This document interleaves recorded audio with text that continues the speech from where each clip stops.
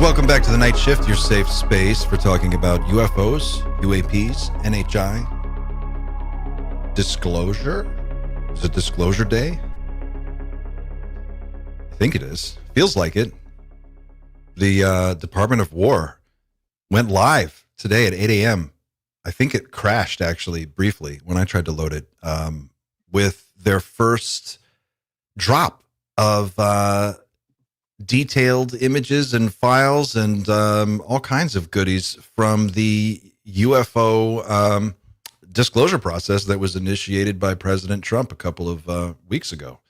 Clint, you've frozen, by the way. We can hear you, but you're there you go. You're back. All right, switch. Were you tabs. on another tab? Yeah, there you go. StreamYard, come on, people, fix that tab thing.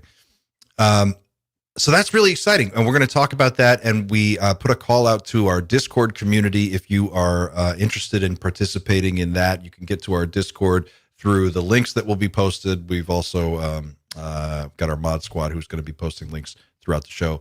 And we're asking you guys to submit your coolest finds. If there's something that really blew your mind that you want us to look at on the show, go there in the general chat on our Discord channel and post it. And we'll be pulling stuff throughout the show as we get there. Got a special guest today. Andy McGrillen from That UFO Podcast is here to help us make sense of all the craziness. Of course, we've also got Dan the Man from Others from Another Mother, our extremely multi-talented and amazing producer Xander Jones is with us. And of course, Pavel Psicoactivo is here. How you doing, guys? I was just reading my book, sorry. Oh, didn't see you there. I think we may have. It's going to be a full house, but we may have room for one more as well. You know how I said, Ramsey's going to want to get involved tonight. I think we'd been live for 30 seconds, and I got a link. Ramsey's he'll like probably join soon. He's like the mailman on Mr. Rogers. He kind of like shows up, drops in once in a while, like just strolls into the studio. It's great. Beautiful. Two big stories this week, guys. This Christian pastors are, going all over the internet saying that they've got the straight dope on the alien situation from a briefing they had with some members of the intelligence community. One of these guys, Larry Ragland, already had to put out a retraction and apologize to Eric Burleson. That's kind of been the big story until this disclosure dropped today. What do you guys think about that? I'm curious. Have you guys been following this? We can watch it quickly if you want. Yeah. 1.5 minutes just to bring people up to speed. Yeah, let's do it. With a group of men who are connected with the intelligence world that are believers, but are still have very high security clearance. These are legit, true men of God that are still connected to Washington and even this current administration and all branches of military. And they literally told us, we had a sitting congressman, a very well-known congressman from Missouri. He called into that meeting as well. That was just for pastors. And this is what he said. On speakerphone, this sitting powerful member of Congress said, "Are the pastors listening to me?" I'm getting chills right now because this happened to me. He said, "Are the pastors in the room listening to me?" And I said, "Yes, sir, we are here." And he said, "Listen to me. Go and tell the church they are not ready for what is coming. The narrative that is coming, what they are going to say is going to be like nothing you can even imagine. They are preparing to tell us that they are from another dimension, that they are our creator, and that these beings, these aliens, or whatever you want to call them, they were the ones that seeded us here. There is no such thing as God. Jesus was invented by them. The Bible was invented by them." And begin to just say, listen, prepare the people for what is coming because they're not ready. But he loved us so much. He made sure that he told us exactly the blueprint to study. He said, study the days of Noah. And if you can understand how Noah responded, that's how you're going to have to respond. What a knobhead. At least he wasn't dramatic. Wasn't true, was it? Dude, he's an awful liar. Look at his eyes. He's just like, he's so obviously lying. So this was Burleson's response, basically. So Burleson calls this out immediately, and he says, "I've had many people ask me to respond to what the internet has said about what a person has said, what he says that I said." Really? I would remind people to listen to what I have already publicly stated, which is basically the following. I do not know what the strange objects in the skies are, and I certainly do not know their origins.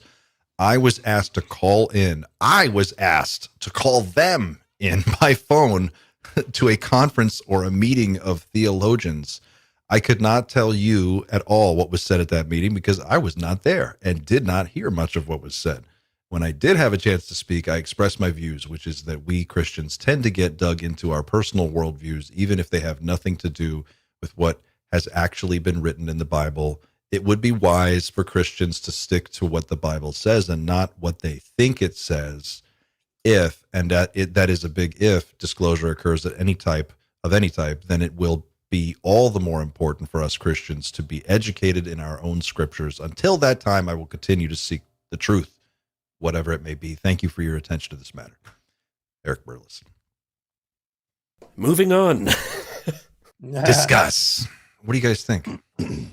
How do you feel about this whole story? The whole thing feels gross. So for me, the important part of this is that there's a group of people who are like ufologists. They were described as Christian intelligence, which is fucking weird. That are going around speaking to these pastors about what they think is going on in ufology. And these guys got a hold of Burleson to call in one of these meetings. And all Burleson was doing really was just like warning, because I think, and this is something that I think some of us share here, that some of that worldview from like the ancient scripture, it's really medieval, it's archaic, and it's an interpretation. And there's a lot of people that really believe a lot of that stuff. And whenever this comes, if it's real, there's a lot of people that are going to have that type of ontological shock. And I think that Burleson was just trying to warn them about that, but they fucking twisted it. A little bit.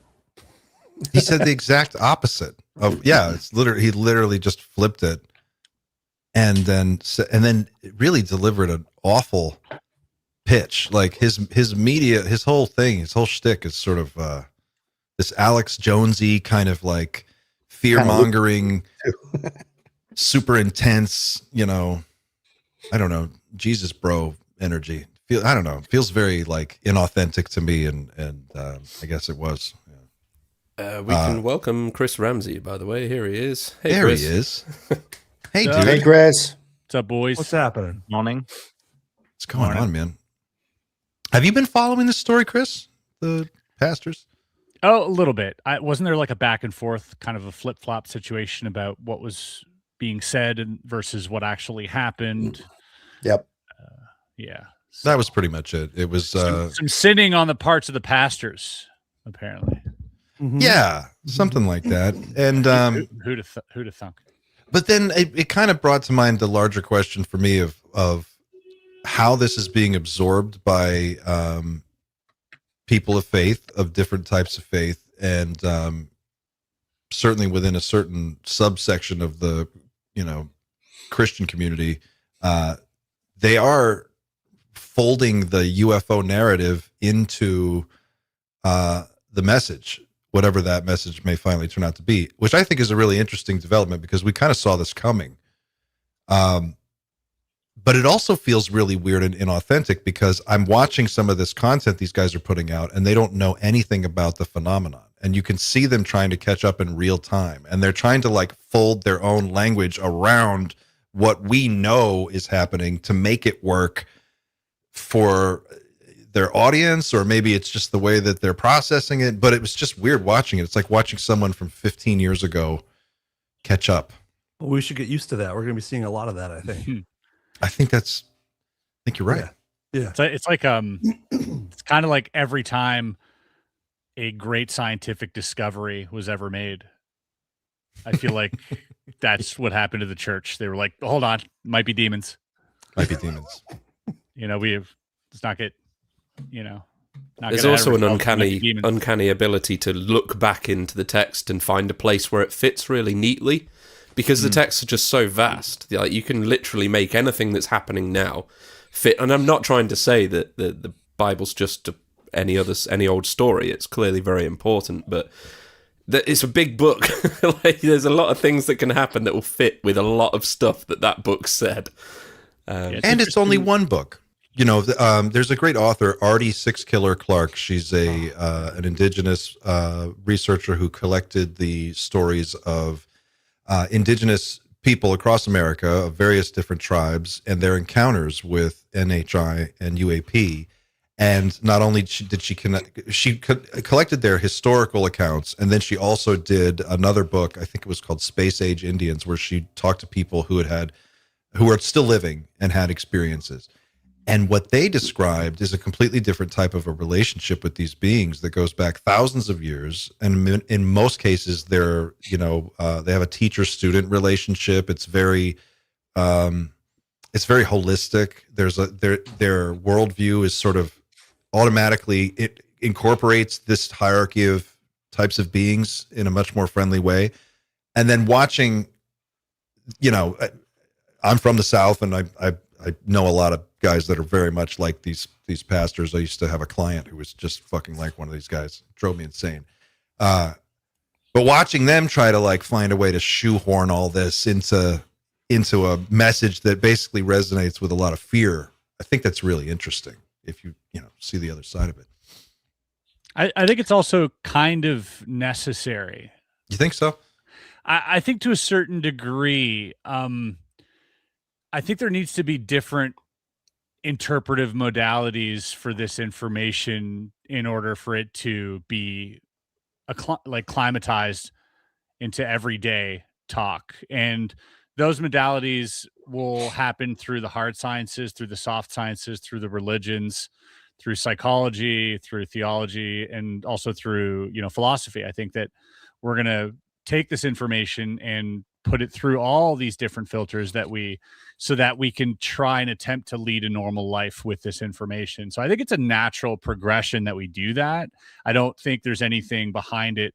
Maybe there is, like, in terms of like shaping narrative, but I think for the most part, it's just natural sort of hip check reaction to this information. We have to try and fit it in somewhere. And I think that's fine for the most part, as long as it doesn't turn in to like war. I think then it's okay. Yeah. Which is already happening, the war. Sorry, Andy. Andy, go ahead. No, hi Chris, because we've not met before, so nice to meet you, and well done in your cool studio. I've not caught the Bob Lazar interview yet either. Look forward to catching part 2. So Christian intelligence is a really interesting idea. Reminds me of like Men in Black, but wearing white instead. My concern with this, and what I'd be curious to know, is who were the 2 individuals who briefed these folks on this call? Is it going to be folks we know? Because what am I right in saying they were retired but connected to the intelligence community? So are these guys who were already known to the UFO community? Pavel's going to answer that. There's a conflation as to who they were. The best explanation I got was from Timothy Alberino, because he's known in the religious circles. Yep. And he described them as a UFO group that is evangelical Christian, that didn't show anything classified or anything. It was just already information that was already out there. But yeah, he made that distinction, and he didn't say anything about being government or from the intelligence community or anything like that. So I don't think they are. I think they're just ufologists who are evangelical Christians. So in that case, these guys are jumping on the bandwagon for numbers, clicks, and because they hear Burleson, Luna, particularly both of those talking about angels, demons, Bible interpretations. And let's be fair, Book of Enoch. I'm praising Luna for a lot of the work she's done in this topic, pushing it forward. Her Rogan interview was really awkward at times because she was clearly trying to regurgitate information she had been told, I'm guessing by Grush, hopefully not Greer, but probably Greer and others, and not quite remembering it all. So it got a little bit awkward and mixed up at times. And I think you see guys like this who, shock horror, will take advantage of a situation or people or a vulnerable situation for their own monetary gains, because Jesus said they should have big houses and boats. And I think that's what we're going to see. Was I the only one super surprised to find out that they've got like the full YouTube setup, like the green screen and like the effects? Like, I had no idea it was that game for pastors. Like, I didn't know they were I didn't know they were preaching like that. Like I found this out when like 6 pastors went to Twitter and they were like, I was there, and they had like lightning strikes and UFOs in the back of them. It was kind of insane to me. Yeah, they all have like a graphics team, and they've got like people. It's a big production. That pastor money, buddy. That pastor money. Business is good over there. Quick story about a guy who I used to know that I was a client of mine, and he was one of these types of guys, and he had this whole deal where he really wanted to feed the homeless, and so he would make a huge deal out of it. Once a week he would go around to all these restaurants and he would gather, get a bunch of food, and he would make everybody that worked for him had to come out, and it was like his whole staff, and then they would go out to a parking lot near a public park, and they would set up a food pantry. But before he would let anybody eat, he wanted to make sure that a camera crew got him standing in front of the crowd addressing them with a sermon. And then he would take this footage, and this was his promo footage for selling his motivational speaking and all his other bullshit. And it was just such a fucking turnoff to watch a bunch of hungry people sit there and have to wait for this stupid motherfucker to do his douchey fucking whatever the fuck. And so whenever I see these guys like they come out of the screen with the fucking evil eye fucking stare down, like, y'all, yep. I'm just trying to save y'all soul. Y'all, I'm like, dude, don't fucking come at me like that. Like, first of all, that's just ignorant. You don't even know what questions to ask yet. You don't even know what the fuck you're talking about, for one. And two, to come in here and act like you have all the answers. Like, dude, we don't even have the slightest idea what we're dealing with yet. And this is from people who've been looking at it for 30 fucking years. So, like, I just wish these guys would slow their roll. If you want to bring Jesus into the conversation and have a discussion about faith and how it fits into the Christian faith, that's all fine. I think everybody is open to that. Like, a healthy discussion is a good thing. Oh, and but don't like kick the fucking door down like the Kool-Aid man. I think there needs to be some sort of a round table. If stuff comes out honestly about these things, I think that faiths will have to sit down and talk it over, because everybody has their own interpretation, everybody has their own ideas. The scientific community, we know that can also be dogmatic. They also need to sit down at a table and just talk this shit over, because if they don't do that, it's going to get even more chaotic than we probably expected. And I don't want that, really. I got the sense that is what the design was, based on the Carl Nell presentation at the Soul Symposium. I looked at those slides again the other day, and it's very much laid out in lines of effort and between the different disciplines, how this is all going to roll out over various phases. And I just think if we're watching it in real time, we're watching people consume this, process it, understand it, and they're putting it into terms that make sense for them. And then we're also seeing that hypercharged by a content cycle and an algorithm and a whole system behind that. And it's weird to watch. This is what it looks like when humans finally realize we're not alone. It takes a long time. It's really fucking messy. A lot of people don't know what to think, and there are going to be people who step into that vacuum with answers. And if those answers are right or wrong, some people just don't care. Mm-hmm. That's what's interesting to me. It's one of the things about, like, there were 2 other stories this week. One was that Obama had an interview with Stephen Colbert, and he said he would be. Pavel, can you talk about this? Because you actually said this yesterday in our meeting. What happened with Obama that was so interesting? Yeah, well, there's a lot of people that instantly went at like, oh, Obama is like towing the line, or like he's part of the cover up, because he was like laughing it off a little bit at the beginning of the exchange. But my observation was that in the second part, he talked about being an emissary, and he got really serious. He was like, first contact. And then the final phrase, he was like, but it hasn't happened yet. And I was like, whoa, what the hell is that? that was crazy. And everybody went with the negative stuff, which, yeah, I mean, if you just said aliens are real about 2 months ago, you can't like go on and just on talk shows start revealing everything like, what were people expecting exactly? I don't get it. Is Obama gaslighting then? Because he did make a pretty clear statement, and you're right that Obama's, in my opinion, because I don't know the guy, I don't know if you lot do personally, but he seems to be the type of guy who is very careful with what he says, how he says it, and it's very deliberate. So are we saying that that's always the case? Or are we saying he picks and chooses when he does that? Because it can't be both. And either he's walked it back or he hasn't.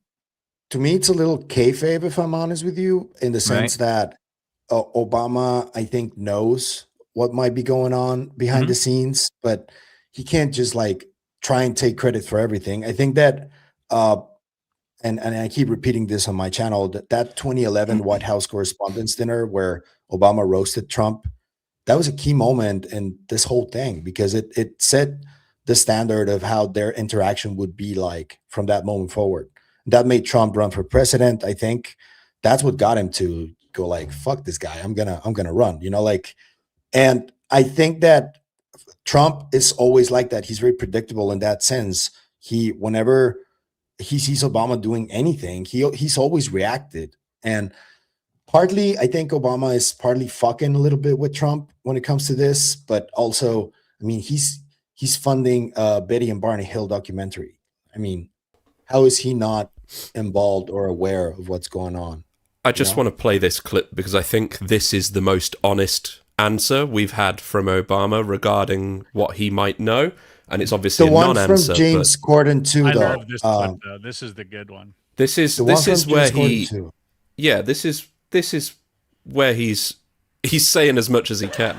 Every twitch, everything, and of course. So, did you look? Did you see? Did you explore? I can't reveal anything. Oh, really?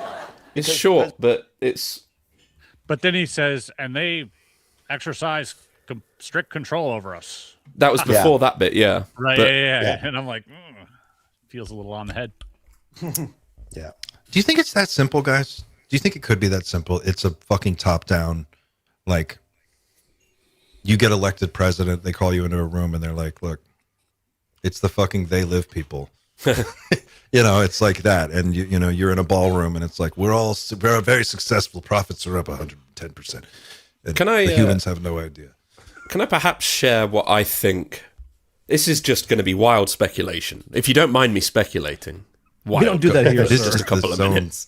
Speculation zone. I just feel like this whole, what does the president know? What doesn't he know? I think we have to think in terms of who controls the information. And I think a lot of them would say they all do. Like the administration would say, oh yeah, we know. But then the private industry would probably go, yeah, they don't know, we know. And it's kind of like all these separate people.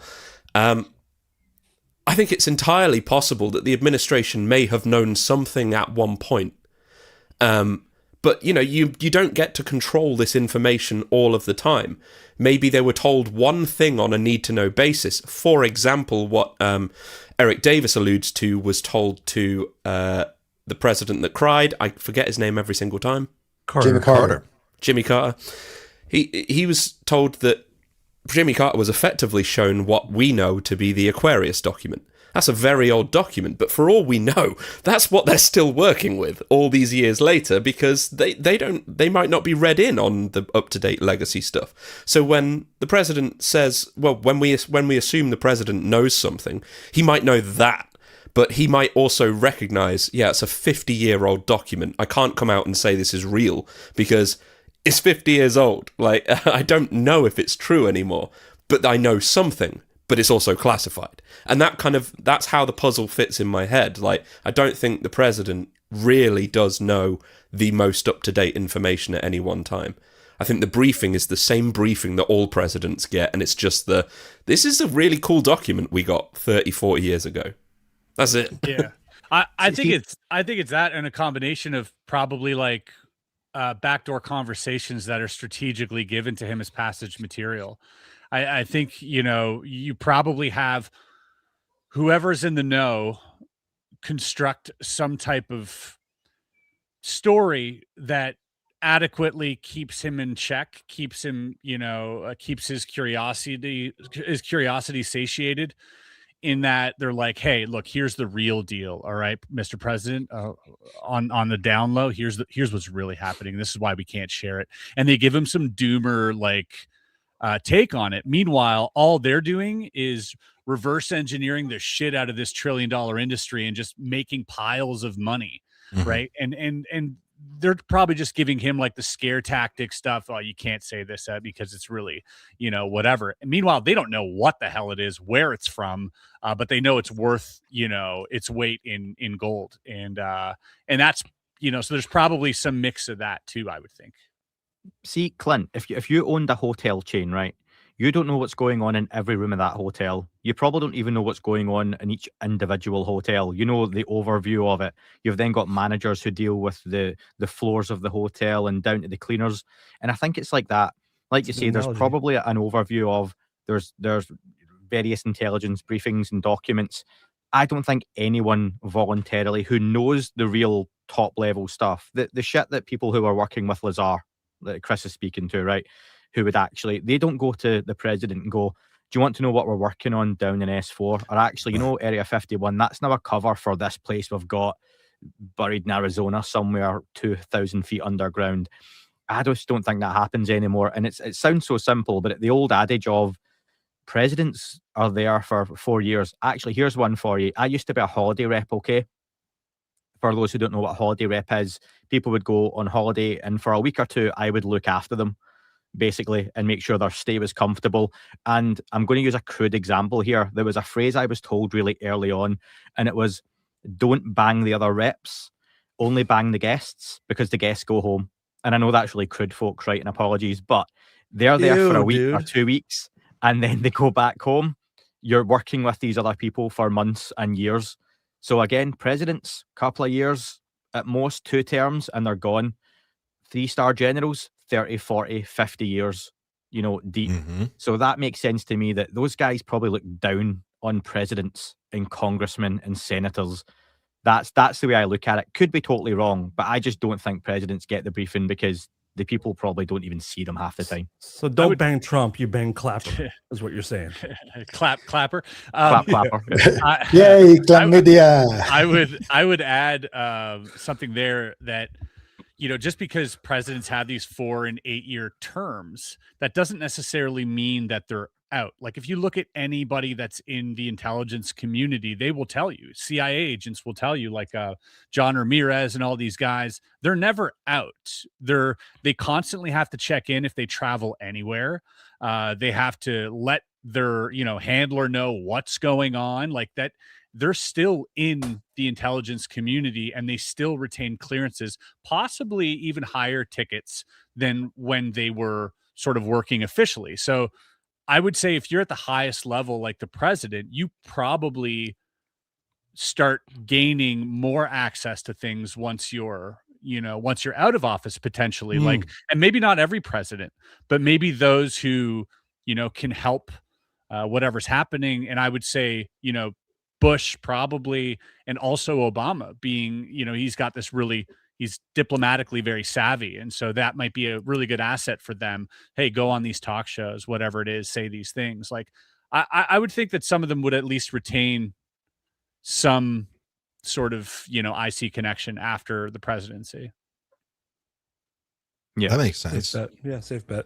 And there's also a lot of value in not revealing what you know. Like, the more secrets people think you have, and the more, the deeper your knowledge seems to go. When you choose to reveal it, being very strategic about who you reveal it to and what you say. Like, Obama's a master at that. Trump just gives everything up because he's just so easy to read. But Obama's like, he's just, yeah. I mean, it's like you said, he's media savvy, and Bill Clinton was like that. Same thing. Same kind of like. I liked Bush Jr.'s response, but Jimmy Kimmel too. He was like, "I'm not telling you nothing." I like that.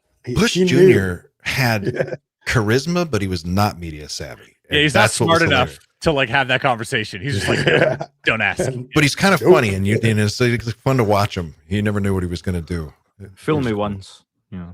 Yeah, right. You say "fill me" or "fool me"? No, what was the full quote? Back to the repping days, yeah. You can't get fooled again. That's what goes on at the Dreamland Motel. Oh my god! So speaking of presidents, obviously the hugest news is the UAP files came out. We had Donald Trump himself post a couple hours ago on Truth Social. I'll read this, Clint. Don't worry. Go right ahead. I know you don't want to. But you have to do it in the Dreamland voice, though. No, do it in Trump's voice. No, don't. I'm not. As for my promise.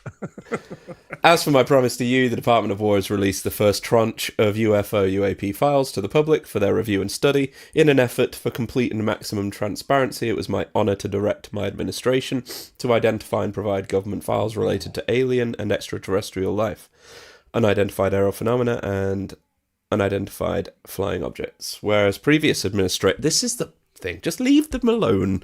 Don't talk about the previous administration, it's fine. Whereas previous administrations have failed to be transparent on this subject, with these new documents and videos, the people can decide for themselves what the hell is going on, to quote Terence McKenna right there. Didn't know he was a fan. Have fun and enjoy, President Donald James Trump. Have fun. Terrence who? Impressive vernacular on Don there, using the word tranche. By the way, he's never heard that word before in his life. We all know that. Someone's that like, wild that he let that one slide. Oh, how do you I spell just it? lost Flagrant 30% of subs. disregard for capital letters there as well on that message. The capital letters are thrown in like so spuriously. It's fantastic. I wonder if it spells something out. Do you think if you look back on that message and you read all the capital letters, it's like aliens are real, I've been lying to you? Spells let's just go through that, guys. Like, how do you feel about? I mean, the first obvious thing that jumps to mind is you're not going to tell us anything. You're just going to let people decide for themselves. Well, is that really fucking helpful? That's not leadership. That's not just throwing a bunch of photos out the back of a fucking moving car so that we don't think about the other shit that's going on. This is like the Joker throwing money at the parade in Batman. You know what I mean? Just it's like screaming transparency. Yeah, and it's like, well, it doesn't. We want an answer from you, not just pictures of dots. That doesn't really get us anywhere. I mean, and I did cackle when he said maximum transparency, like the Epstein files, right? Sure. Yeah, one at a time, though. One at a time. UFOs first, then we deal with that. Maybe it's Literally. connected. Wild.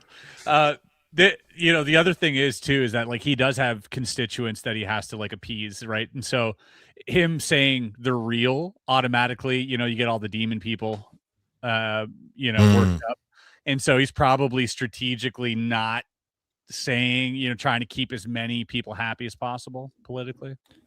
And he also said alien and extraterrestrial again, specifically. No NHS talk, none of that in there. Words. Yeah, right.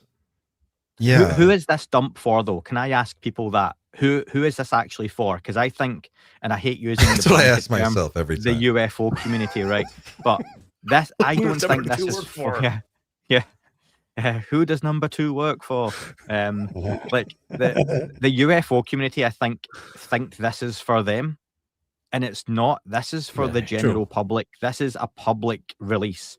So for me, there's a little bit of plausible deniability with the whole, here's what we've got. Because I think one way to get around that whole thing of we're going to have to go back and hold South Africa type courts and put people on a stand to say you were guilty of this cover up in 1979, and some old dude is there on the stand like falling to pieces. Or, you've been guilty of X, Y, and Z. The public won't care about that. Some people in the UFO community, this is all my opinion, some will, the public won't. The public will be like, holy shit, aliens are real. That's it. And things will move forward. They're not going to look back at the cover-up. They're not going to care about the cover-up. It'll be what this means for them, the impact, the consequences, and how life changes going forward, not retribution. So for me, the way you do that as a government, quote unquote, is look what we found. Let's get this stuff out. Oh, look, here's some more interesting stuff. Burchett today said, he was asked a question about how, on a scale of 1 to 10, how does he rate this first release? And he said, this is just the beginning. This is simple, basically. The holy cow stuff is still to come in future releases.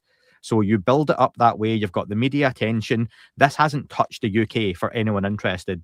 For what I've seen today, there's local UK elections. Ander, you're nodding along. You can see that as well, mate. Yeah, that this hasn't touched the UK news cycle. And I don't think it will. Outside of a couple of minutes here and there, we would need more. We need 4K pictures. We need potential bodies being shown. We need grush levels of testimony to come forward. It's a good start, but I think this is literally the flowering water for the cake. We're not even touching the icing yet. That's a really insightful analysis, Andy. I hope so. That was great. I hope so. Agree. Right.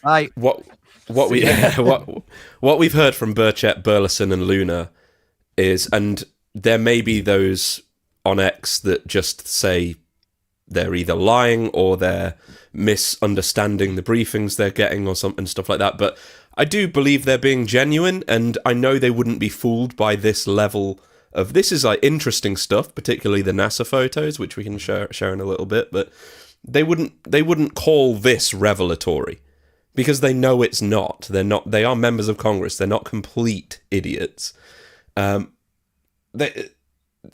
willing to bet that the level of evidence that they've seen is probably an order of magnitude or two more interesting than this, and I'm wondering if they're genuinely expecting what they specifically know to now be disclosed in due course, and if it's not, do they have a plan in place to protest that decision in some way? I don't know. That would be awesome if they did. It's also interesting. I don't know if it's probably coincidental, but also the fact that so many things in this space are seem to be like surfacing or getting to the top. Just had obviously Age of Disclosure. After that, the Bob Lazar stuff. After that, we get so many amazing interviews from Jesse, which each one feels earth shattering and groundbreaking. And then after that, we get Jeremy Corbell coming out with this new documentary, which has got a lot of stuff in there too. I can say, I know Dan, you can probably say the same. Yeah, sure. And it doesn't feel coincidental. It feels like everything's sort of culminating right now, and it's sort of ripping at the seams. And what we're seeing, to echo what Andy said, is maybe just like a little bit of that seam sort of ripping right now. And we might be in for, some real stuff real soon, very fast. I'm glad to hear you phrase it that way too, because I've been feeling that way for a long time. That it does feel like there's a ramp up, and I watched this clip of just real quick of Dan Aykroyd and Joe Rogan talking about this from like 6 years ago the other day, and it's so dated. You can feel the conversation is just so flat because we know so much more in just the last 5 years. If it keeps going, I mean, at some point, does the dam just burst? I mean, where does it culminate? How high does this go? Clint, a big indication for me that this conversation is getting real is when Russia and China get involved openly in it, because you can't just have this be the US releasing documents and no one else around the world says anything. And I mean the superpowers, not the Five Eyes Agreement, alliance. I mean like the real superpowers to come out and say, we're going to make a comment, we're going to do something, we're going to release this. That's when it becomes real. Before then, I think it's still under the radar, pardon the pun. You would need to see Russia and China make some kind of comments.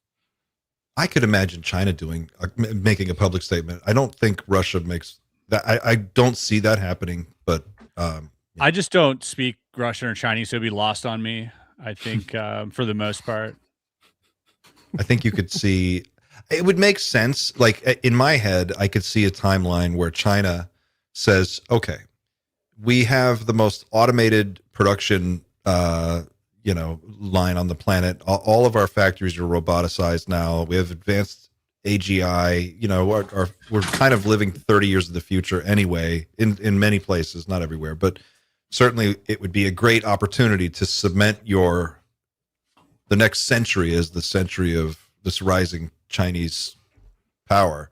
If you came forward and you were like, guess what? We figured it out. We've got flying cars, or we've got, I don't know, whatever, something. I could see that, or we've made contact, like the three body problem, right? Like we just have, we've established a dialogue with an off-world intelligence. I guess that if we made contact, if that happened and deals were made or agreements or something, wouldn't you think that maybe each country did something separately, probably, and that may be an issue? Sure. Would then Star that Trek be different entities though, or are we all making contact? That's the question. That's the question. It's like if they made different deals or agreements, was it with different groups? And what did those different groups want? What are their motivations, each of them? Those agreements may not jive together. Yeah. Yeah. What do you guys think about this whole notion of the deal has something to do with reptilians eating humans? Love it. It is fascinating. Actually, can we stop really quick? Can we, Chris? Can we talk about your promo for the tour that you just like showed the other day with the baby? The baby? What the fuck, bro? That was the funniest fucking shit I've ever seen. As fuck, bro. I spit coffee all over my. What is wrong with you, Chris? You were like, oh my god. Can we show that to people at some? Not now, but like at some point, can we just show that because it was the funniest shit ever, and I think people need to see it. I think it's good to have fun. I like injecting a bit of whimsy into this topic, especially on a Doomer Friday. Yeah. It looks so good. I was like, oh my god, how did he do it? So we know that we're going to have more tranches released in the coming weeks and months. Okay. They're not telling us what to think about it. We're going to think about it and come to our own conclusions, I guess. Do you think there's a connection between that and this idea of like creating this whole sub conversation about demons? You know, that seems to be as all of this other stuff moves forward, that seems to be gaining more momentum. Do you think there's something going on there? That doesn't translate again outside the US for a lot of people. Really? Like in the UK, Really? that conversation will not float. Again, I'll ask Xander to come in there, but if you come to the UK and talk about demons and angels, people will laugh at you regardless of who you are. Xander, you just said that, right? Dude. We love who was here. Didn't you have I was getting a haircut like 2 days ago, and my barber is a really good friend of mine. I was in a band with him for a number of years, and he's just getting into all this stuff. So, and obviously he's comfortable. He's in his own shop, so he's like talking as loud as normal about UFOs and like Jim Carrey being a doppelganger and things like that. And I'm trying to respond in a serious way because I take this very seriously. And then I've got what looks like some sort of solicitor sat two chairs down. I could see him staring at me in the mirror, just like, what? Something like a day pass from the hospital. Yeah. And he was like trying not to smirk at me, but he was like, I could feel his accusations from across the room. Because he knew for a fact this was all rubbish, and that's what it is. That's the response you get, largely in the UK. I find so far. I mean, they know it's rubbish. More diverse, to Andy's point. Like, there's demon talk too, but there's also talk about luces and like nahuales, skinwalkers, and all that stuff, and people believe in that stuff. So, but the demon talk. It's stronger in the US, I think. Maybe that's how we get disclosure, is like lean into that, you know. There's so many people apparently gatekeeping this stuff that don't want it out because they're, we're dealing with demons. What if that's what they're doing? Playing like some 40 chess big brain move where they're like, no, it is demons, guys. It is demons. And then finally these old guys are like, see, all right, release the files. It's demons. We were talking about demons the whole time. Maybe we just lean into the demon stuff for a bit and see where it goes. That's brilliant. I actually think you're onto something, because that is a voting block that is like very homogenous. It seems to be like they will unite around an issue, and then if they can get a common understanding across states, like you can count on that group, and conservative politicians in this country generally do, and it works. It swings entire elections, and we see it all the time, every election cycle. I could see some kind of a strategy where they're like, look, we really need to switch these people on and get them to agitate for a little bit more. Maybe it's conservative districts where they have to lean on their member of Congress or their representative a little harder. I don't know. Maybe there's something to that. Except the messaging has been, if it's demons, to leave it alone. You don't want to mess with that. It's kind of a way it's a way to kill it without actually investigating it. Like, just leave it alone. They're demons. Don't fuck with them, please. Don't poke the bear. Let's move on to other stuff. That's what it feels like. Interesting.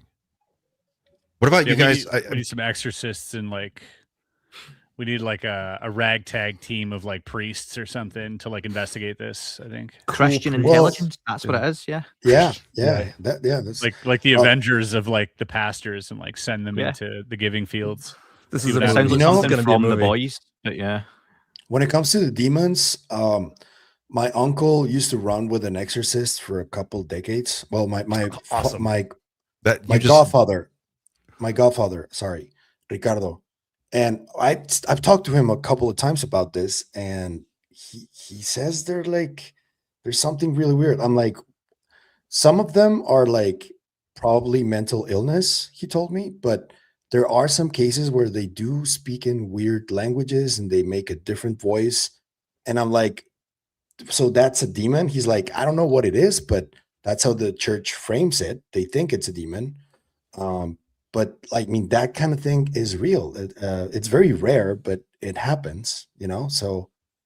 But are we talking about the same thing with two different types of like vocabulary? I mean, in the same, as a religious person might call it a demon. Are we just talking about something that exists in a shadow biosphere that's like invisible to our five senses, that has access to us, that we can't access it directly, and so it can take advantage of, you know, I don't know, your energy I lean more towards our brains being the antennas, and some brains pick up other things that some other brains can't, and I think that might be what's happening, you know, that they're picking up similar stuff. to how a channeler would work. Yeah, or like what Dr. Gary Nolan is doing with his work with the codeputainment, like it's and John Keel spoke about the super spectrum. There's people who have more proclivities to see more parts of that super spectrum than others. And I correlated to, and I think Chris and I spoke about this, to like trauma and like really strong experiences that enable some of these, this antenna going wider. I don't know how to else to put it, you know, but I think that might be something to that. Like Pavlo's point with like a radio. So if you in your local area, like everyone can pick up the local radio station, but if someone's got a really good radio, they can pick up signals from further away. So they can pick up a different station. Sometimes you pick up a cross wire. Sometimes you pick up a frequency that's just floating around in the air from World War II, where some pilot once sent a radio message out and your antenna one day picks it up. And I think that's essentially it. We're receivers, and some people can be susceptible to different things. And the Disclosure Day trailer from Spielberg, the big selling point, one of the big selling points across all the trailers, is Emily Blunt doing the weather report, and she starts, you know, clicking and ticking, and then the voice comes through. So is that a demon? Is that channeling? Is it an alien taking over? Or is that all, to your point, Clint, the same thing? And it's just through decades and centuries been interpreted depending on the person's in Mexico, Scotland, the US, Canada, and it's all the same thing. And my godfather did tell me that in the rarest cases where he was present, there were sometimes that shit just started levitating or floating and moving, shit like that. And it just, like, I think it's related to that too, to like fucking, you know, the brain. Magician. Well, it's definitely the brain. I mean, look at people that get like traumatic brain injuries who then all of a sudden can speak different fluent languages and they've never been taught a day in their life after an injury. So maybe it is something in the brain that just picks up something that not everyone can pick up. Or like that lady in the UK that woke up with a Chinese accent.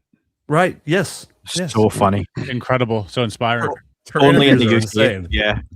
I still think on her deathbed, someone's going to ask her, how did it happen? And she'll just wink and die. And it's been the long game the whole time. I play you. Yeah. I wonder if I'm actually interested to talk to Diane Hennessy Powell at Contact about telepathy, and if there are any ideas about how that would work in practical terms. Like if everybody's thoughts are being transmitted and received all the time, then that would be overwhelming. There's got to be some way, but we also hear that, like, you know, between telepaths, it seems like there is no real privacy, but that's also not an issue. Is it like range dependent? Is it like, how do you decide how many people you're going to communicate with at once? How does all that work? That's something I'd be really interested to learn. our interpretation of it isn't probably accurate at all. Like, I mean, because you hear things like, oh no, it's not words, it's not images, it's like impressions or whatever that means, right? But how can you just rely on an impression and know that to be what it is you're receiving and not just part of your imagination? So there is something that we don't understand about it. But then there's all the other work that Diane Powell did as well, which was she worked with like schizophrenics and people who had like she was deeply into psychiatry and how the brain works. And she even told me that like she would work with people who were clearly living in a different reality, complete schizophrenics who were adhering to a different reality than we are, but then would somehow prove that their reality was real in some way, whether that's bringing something to her or something. And she told me about this. And I thought that was just so interesting because now we're, again, I think the narrative that we create around telepathy and psi ability is so limiting versus what it could be interacting with, you know, a sublayer of reality might be so foreign to us in terms of like reaching into a different reality and pulling things out of it. Like that might all be part of that phenomenon and not simply just, you know, hearing someone speak English in your mind, you know? Well, I guess that is also a question I have is like, how is it a teachable skill? Is it inherent to most or all people? Is it something that biologically, you know, everybody's equipped to do, but maybe like everyone's equipped to swim, you won't be an Olympic athlete, not everyone, but we could all swim more or less. And how do you, if you were to teach it, or if you could teach it, how do you teach people how to differentiate between your own internal monologue, your own thoughts and feelings, impressions that just spring forth spontaneously, and when someone is actually directly sending you something that's not you? That's the thing I always have trouble with. It's like, how do these little kids just inherently understand this? Yeah. Has she ever discussed that? Have you guys ever heard her discuss that? Dr. Julia Mossbridge has. She made a recent claim that she thinks that 99% of people can remote view at different levels, but she thinks that. And then there's also the whole genes that Dr. Dean Radin was studying from that have like they're from the Holy Inquisition time, that whole gene that is gone from people. And that 60% of people he found do have it. And the other 40 are from that era in time and from those families. You trace them back to them. So based on that, the majority, I think, do have this, but how to teach it, I keep thinking that it has to do with traumatic experiences and just experiences in general that teach the brain how to... What's the trauma connection, though? I don't understand why that's so critical. Bad. I mean, it probably has to do with survival, right? You think? Yeah, like a suppressed survival instinct. So if you're looking to survive, if you're like, let's say, part of the universe and the universe's goal is to like thrive and conceive and to perpetuate itself, then you have to kind of line up everything on your side to be able to survive. And sometimes that might be just skewing probability in favor of your survival ever so little. And that might be getting a subtle hint of what's about to come. You know, you speak to guys like George St. Pierre, who's, you know, mastered the art of fighting. And in these high pressure situations where there's a lot of stress, where he's in the middle of, you know, 30,000 people watching him fight, he says that there's a point where he feels that he knows what's going to happen as it happens. And he doesn't know whether that's deduction from the thousands of hours of practice, or is it precognitive? Like, does he see it just a split second before due to the high stress, due to the fact that like he's got like these instincts to survive? And Joe McMoneagle talks about that as well, that like in the past, these, you know, shamans and everything else, like they would be the most revered of a society because they were the ones to tell you, hey, don't go down that road, you're going to get killed, or dig here for water. So it was always survival dependent, these psi abilities. And over time, they've probably been suppressed and muted and still, you know, exist on a very faint level. And then we look at like the random number generator, the Princeton Psychological Lab, that you can affect through intention these very minor sort of fluctuations, in the standard deviation of this machine. And so again, I think it might be really subtle, and it might have to do like the only time you can measure it is when your life is in danger. Because then, or when you're going through a really strong psychedelic experience, for example. Sure, which I have. Yep.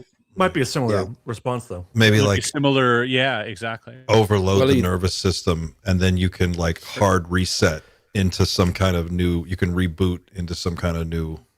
But also, I think you're dying. Right. That's the maybe you have to be convinced you're going to die. When you have these ego deaths, like you literally think, "Oh my God, I'm dead. I'm dying. What's happening?" But it also sounds like, and sorry, Andy, I don't want to cut you off, but I want to just say this before I forget. One of the things you were just talking about, Chris, it sounds like flow state is almost more important than trauma. Like flow state is where you get that half a second insight just before it happens. I mean, and I think most people do experience that at some point or another, right? That comes with coherence, I think. Coherence. Like meditating coherence? Like, what do you mean? Or being able to affect what's about to happen. Sure. In like, because again, if you look at the random number generator, it's not predictive. It seems like we're affecting reality. We're affecting physical reality through the non-physical, and on a very small scale, but perhaps in certain states of mind or in certain circumstances, you're able to do that. You know that idea, Clint, when you're in that flow state stuff is exactly what I was thinking.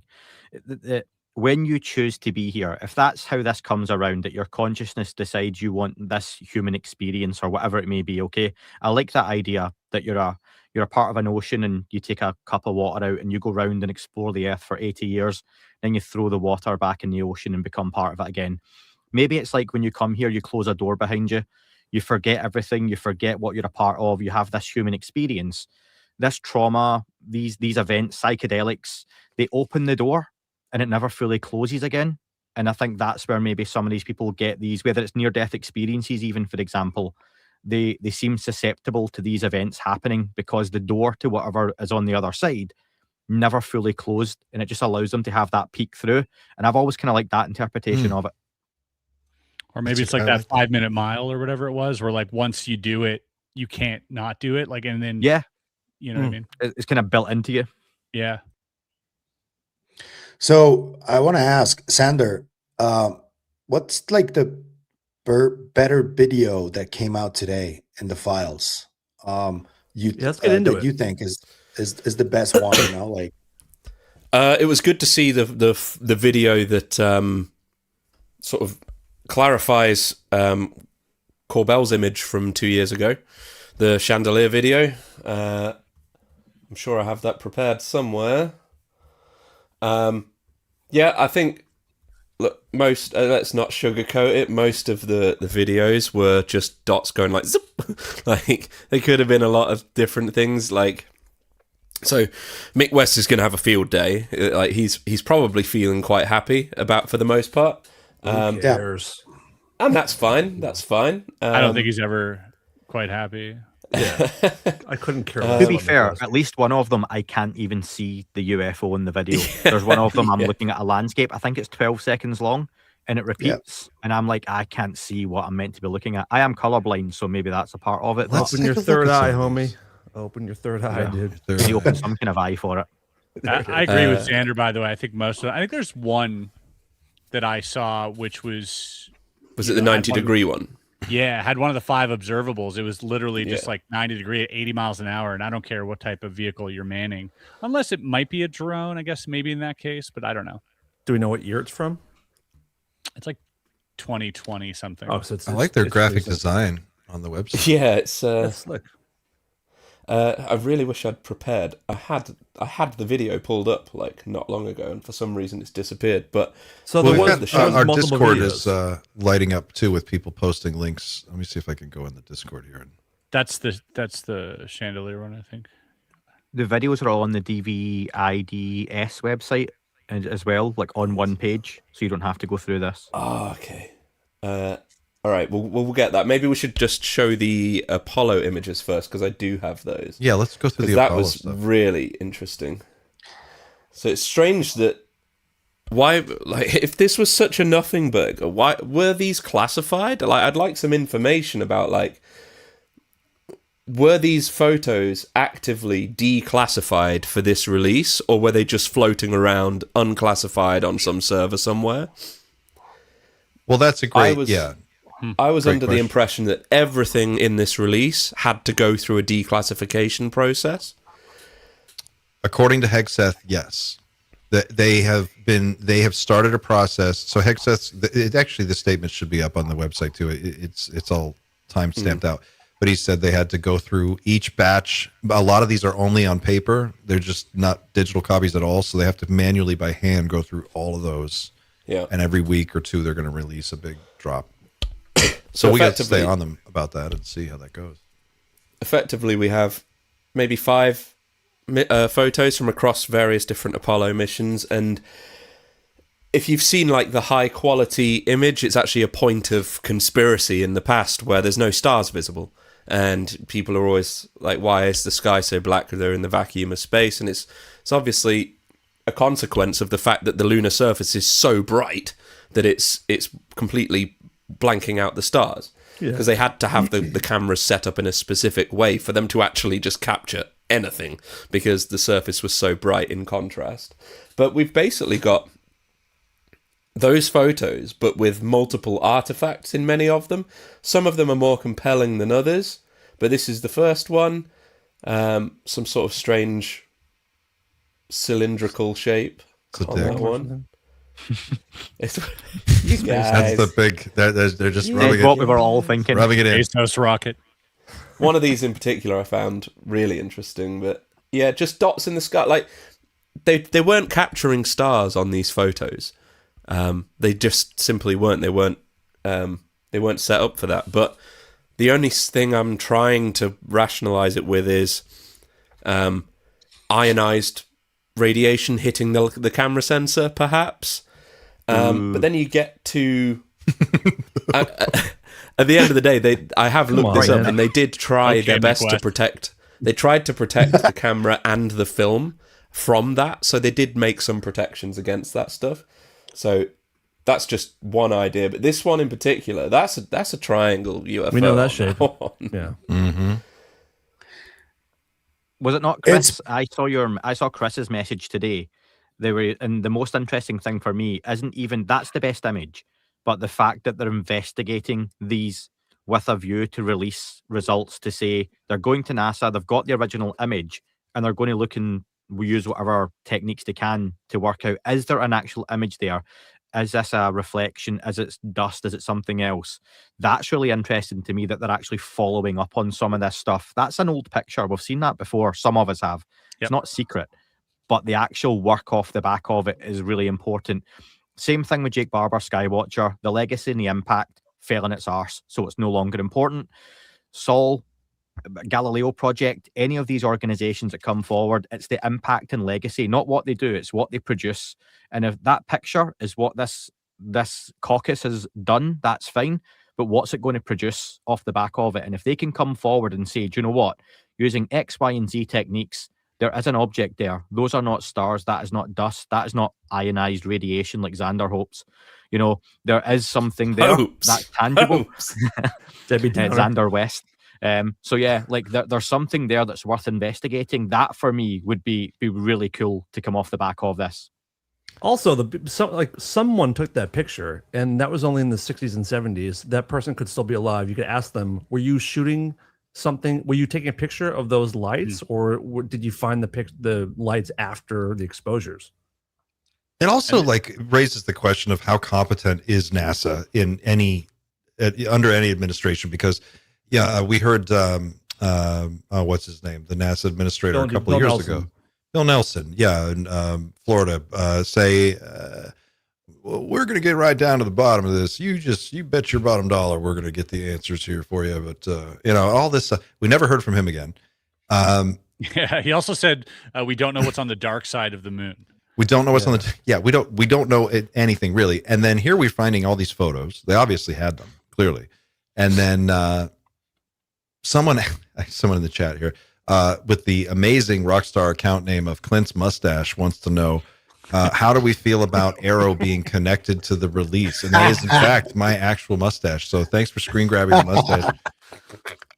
That's I'll talk amazing. That's pretty amazing. Someone so how do we superimpose Clint? Someone needs to put that picture of your mustache in the back of one of those NASA photos, so they've zoomed in the background it's your mustache just hovering in the dark abyss. I knew it the whole time. Okay, meme team, let's make it happen. You heard. By it the way, first. this thing has contrails. Does that concern Yeah. anybody else? Yeah, I just noticed that. That's it has crazy. contrails, and it also, I don't know if this is just an artifact from refraction or lens reflection, but there seems to be a parasail shaped object attached to this. So right there, it comes in, and it kind of looks like a parachute. Right, like it's attached to it. Strange like what that it's it's sideways. Yeah, it is, but maybe it's like spiraling out of control in the wind or something. I don't know. I just interesting thing. Probably just light. Chris, that was something in the lens. Yeah, that is a fan, and I wouldn't be shocked if that was a parachute. This is not a UFO. This is not a UAP. Yeah, bin this video next. It's Andy's I'm like not declared war. I'm not impressed by the. Initially it's the most striking one visually because you're like, oh my god, it looks eldritch. Like I don't even know what to make of this. And then you see the contrails, you see the movement isn't really. It's kind of wonky. So I tend to agree that might just be prosaic. Documents and photos are interesting though. The problem is though, interesting, yes, and to Chris's point, it's the most striking. So that's the one the media is going to show. So see when that one gets debunked, it's the easiest one to call bullshit and everything else because that's the one they'll lead with. And that's where I get frustrated. Same with the Hellfire missile thing. I know some of us disagree on that. That one being shown at the hearing was the worst possible thing because that was a Hellfire missile hitting a prosaic object, and it's what the media ran with, and it took away from all the really great testimony from Knapp and Co. at that. So again, we've got stuff in there that, they've dumped everything, but for me, that's a really, really obvious fan on potentially parasail type thing. Real fast, guys. I'm sorry to cut you off, Andy. I just want to drop this before we get too much farther along in the show. We have blown away our record, guys. We're almost at 3,000 live viewers right now. This is unbelievable. So huge shout out to everybody that's here participating in this amazing conversation with our panel. If you really want to be cool, do us all a favor and like this stream, hit the like button, and also wherever you're streaming it, whether it's through this channel or through one of our other restreams that we're restreaming it across all of our channels, please, if you're not already a subscriber or a follower, subscribe, follow, support this community of creators. We are all trying to cover this in the best possible way that we know how. So help us out, and we'd really appreciate it. Yeah, well done, everyone. Yeah, that's pick up a copy of I've got mine right here, the Atlas of Unidentified Flying Objects by Andy. What are the good files in here? Anyone know any good files in this thing? Yes. Can I read one to you real quick? It's really short. I'm gonna get up and get a beer, and I'll be right back, guys. Oh, that's a good idea, actually. So, do we wait for Clint, or should I read it? No, dude, it's better without him. Just go. It says a few witnesses guys. It says a few witnesses have reported seeing crewmen who had landed from the objects, who are described as 3.5 to 4 feet tall, wearing what appear to be spacesuits and helmets. Author Edwards includes this book with a prediction that in the near future, UFOs will make an overt landing or deliberate contact with Earth. A copy of this letter is being directed to Denver in view of the contract awarded to Dr. Edward U. Condon. The above is being called to the Bureau's attention in view of the press report of mounting pressure for a civilian-controlled investigative agency to handle UFO matters. Yeah. Interesting. Okay. There's a lot of those letters of like people reaching out to the president, being like, it is crazy to see how early on UFO fever started. Because if you look at the 1947 documents, and I read through like a few of these, they're like, I know the answer. Mr. President, you have to believe me. I'm talking to these Martians right now, and they're going to land soon. Like, there's a lot of that. There's even channeling. There's like messages of channeling, like immediately after Roswell, which is very strange. But some of the really good documents. One is Socorro. There is a thoroughly Yes, it is thoroughly. It is Lonnie Zamora's entire testimony with his sketches. Ooh. It talks about everything he saw. The person who took the call at the police station. There's his testimony as well, and then there is Kenneth Arnold's entire statement and testimony, but also four other people around the same time, Kenneth Arnold, and two of which were also pilots, one of them Air Force, I think, who also witnessed flying saucers at that time. So we have more sort of corroborating evidence prior to Roswell of flying saucers being spotted by credible witnesses. So very really cool. Interesting stuff. Yeah. So it sounds like there's better stuff. There's better like written files than there is imagery. There seems to be a lot of BS in there too. Sure. But within that, I think there's some really good, interesting. The things. Twining memo also dropped, by the way. What do you mean? We've had that one. We've had that forever. Yeah, but like just finally see it right here. Cool. You know, okay. It dropped. So this was a Department of War document. This one was. I know what you're talking about, Chris, is mainly the FBI and stuff getting letters from a lot of the time, a lot of crackpots and things like that. I don't know how the Department of War works in terms of how it treats received mail and things like that. This one was classified top secret, and it doesn't read like somebody who just saw something, but I'll read it and it's quite interesting. And thanks, Pavel, for finding this, or for having somebody find it for you. For some time, we've been concerned by the recurring reports on flying saucers. They periodically continue to crop up. I believe there's a little tiny R there. During the last week, one was observed hovering over Newbyberg Air Base for about 30 minutes. They've been reported by so many sources and from such a variety of places that we are convinced that they cannot be disregarded and must be explained on some basis, which is perhaps slightly beyond the scope of our present intelligence thinking. Then it says, when officers from this directorate, which is interesting, recently visited the Swedish Air Intelligence Service, this question was put to the Swedes. Their answer was that some reliable and fully technically qualified people have reached the conclusion that these phenomena are obviously the result of a high technical skill which cannot be credited to any presently known culture on Earth. Wow. They are therefore assuming that these objects originate from some previously unknown or unidentified technology, possibly outside Earth. One of these objects was observed by a Swedish technical expert near his home on the edge of a lake. The object crashed or landed in the lake, and he carefully noted its azimuth from his point of observation. Swedish intelligence was sufficiently confident in his observation that a naval salvage team was sent to the lake. Operations were underway during the visit of USAF officers. So I'm reading that Air Force officers were there when the divers were there. Divers had discovered a previously uncharted crater on the floor of the lake.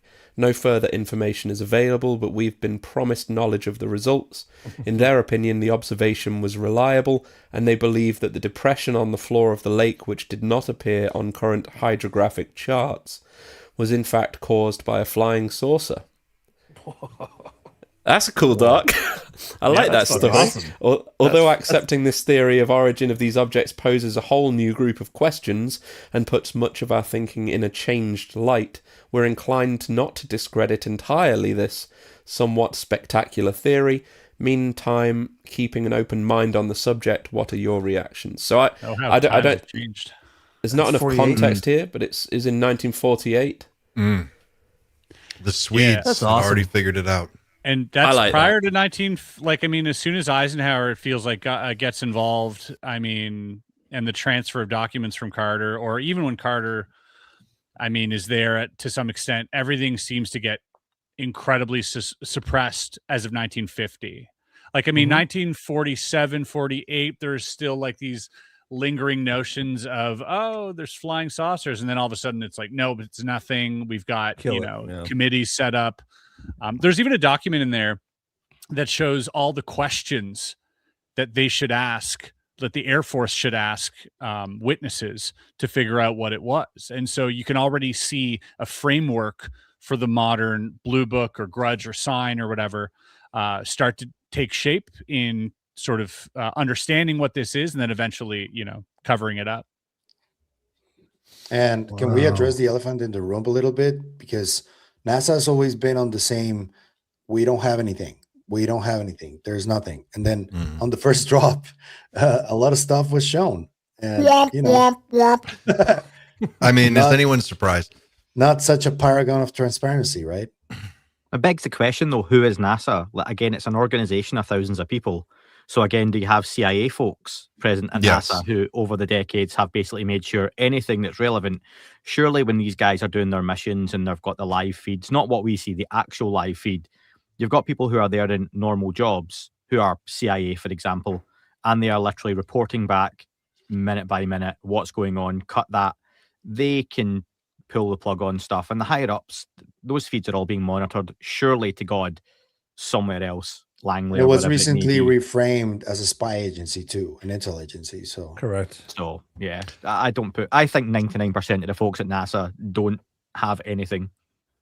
What do you make of the of course there's the Gary McKinnon NASA hack, and then there's the accounts of what were their names, the people who worked in the photo labs that claimed they were airbrushing. I mean, they're what those guys were saying is not small stuff at all. Like huge ships, clear as day. Is if we're getting this stuff now, is what Gary McKinnon talked about 30 years ago still in there somewhere and maybe to be released, or some piece of that possibly comes out? I'd drop that picture and I'd do like the 90s computer thing. Oh, the loading. Yep. That's how I would drop it. The same one. Did you guys ever hear about the Gemini 11 sighting? Yep. The photo? The Ed Wilson sort of lithograph that was I have a book covering that, and it's really interesting. If you look at Gemini 11 UFO, there was a photo that was in the back. So some guy, Ed Wilson, bought a ton of stuff off of I don't even know if it was Ed Wilson. Regardless, Simpkinson Archive, exactly. He bought a ton of stuff off that huge book, that massive book. Yeah, exactly, massive book, and it's all about sort of this. Yes, exactly. Well, if you want to show just the cover of it, you can see. Doesn't Travis Taylor? Didn't he co-write that one? He did. Leslie Kane did as well, and so did Kevin Knuth. I don't think they're convinced that it's anything spectacular, but because it says UFO as seen by the Gemini 11. Yeah. And it's very, very clear when you look at it, like, oh, it's a flying saucer. But I'm surprised, that nothing came out about that. They skipped Roswell. They skipped Aztec. If you look at March 1948, the last thing is like March 22nd, 1948, and then it jumps to like September.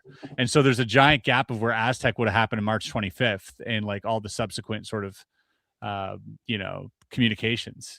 So there is strategically, I think, a lot of things that have been extracted and, not released. And they gave us sort of the surface level stuff, like Andy was saying, like for the general public. Did you guys... What was it Corbell said? Corbell said... He tweeted, didn't he, yesterday? What did he say? Yeah. He said, this is the first of many, and it's deliberately going to ramp up, start off with the lighter stuff, and then hopefully progressively get a bit heavier over time.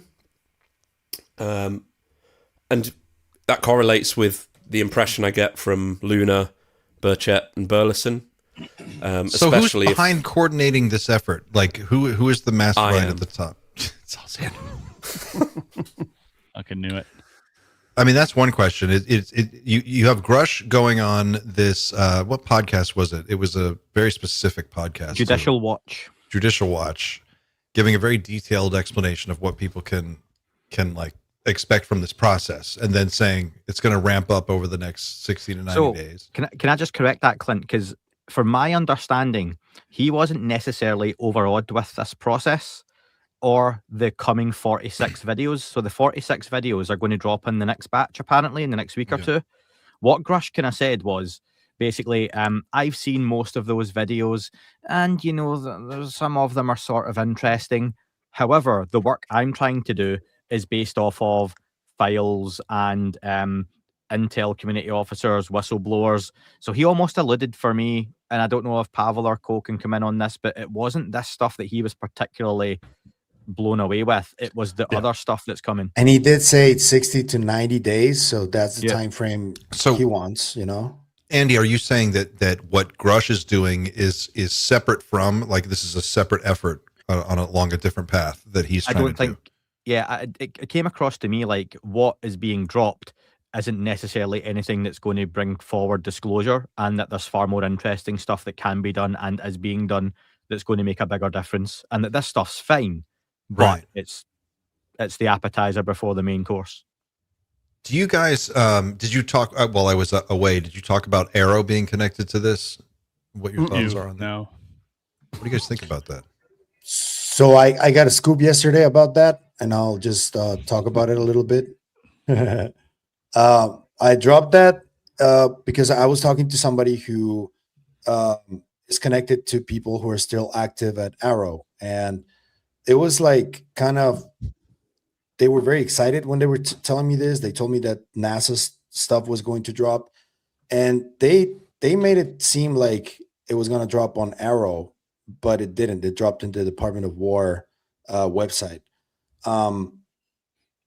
And Luna wants to sort of disband AARO, I think, but I don't know if that's such a great idea. I think there's a couple of people from AARO and that no longer are there who were obstructing with a lot of this stuff.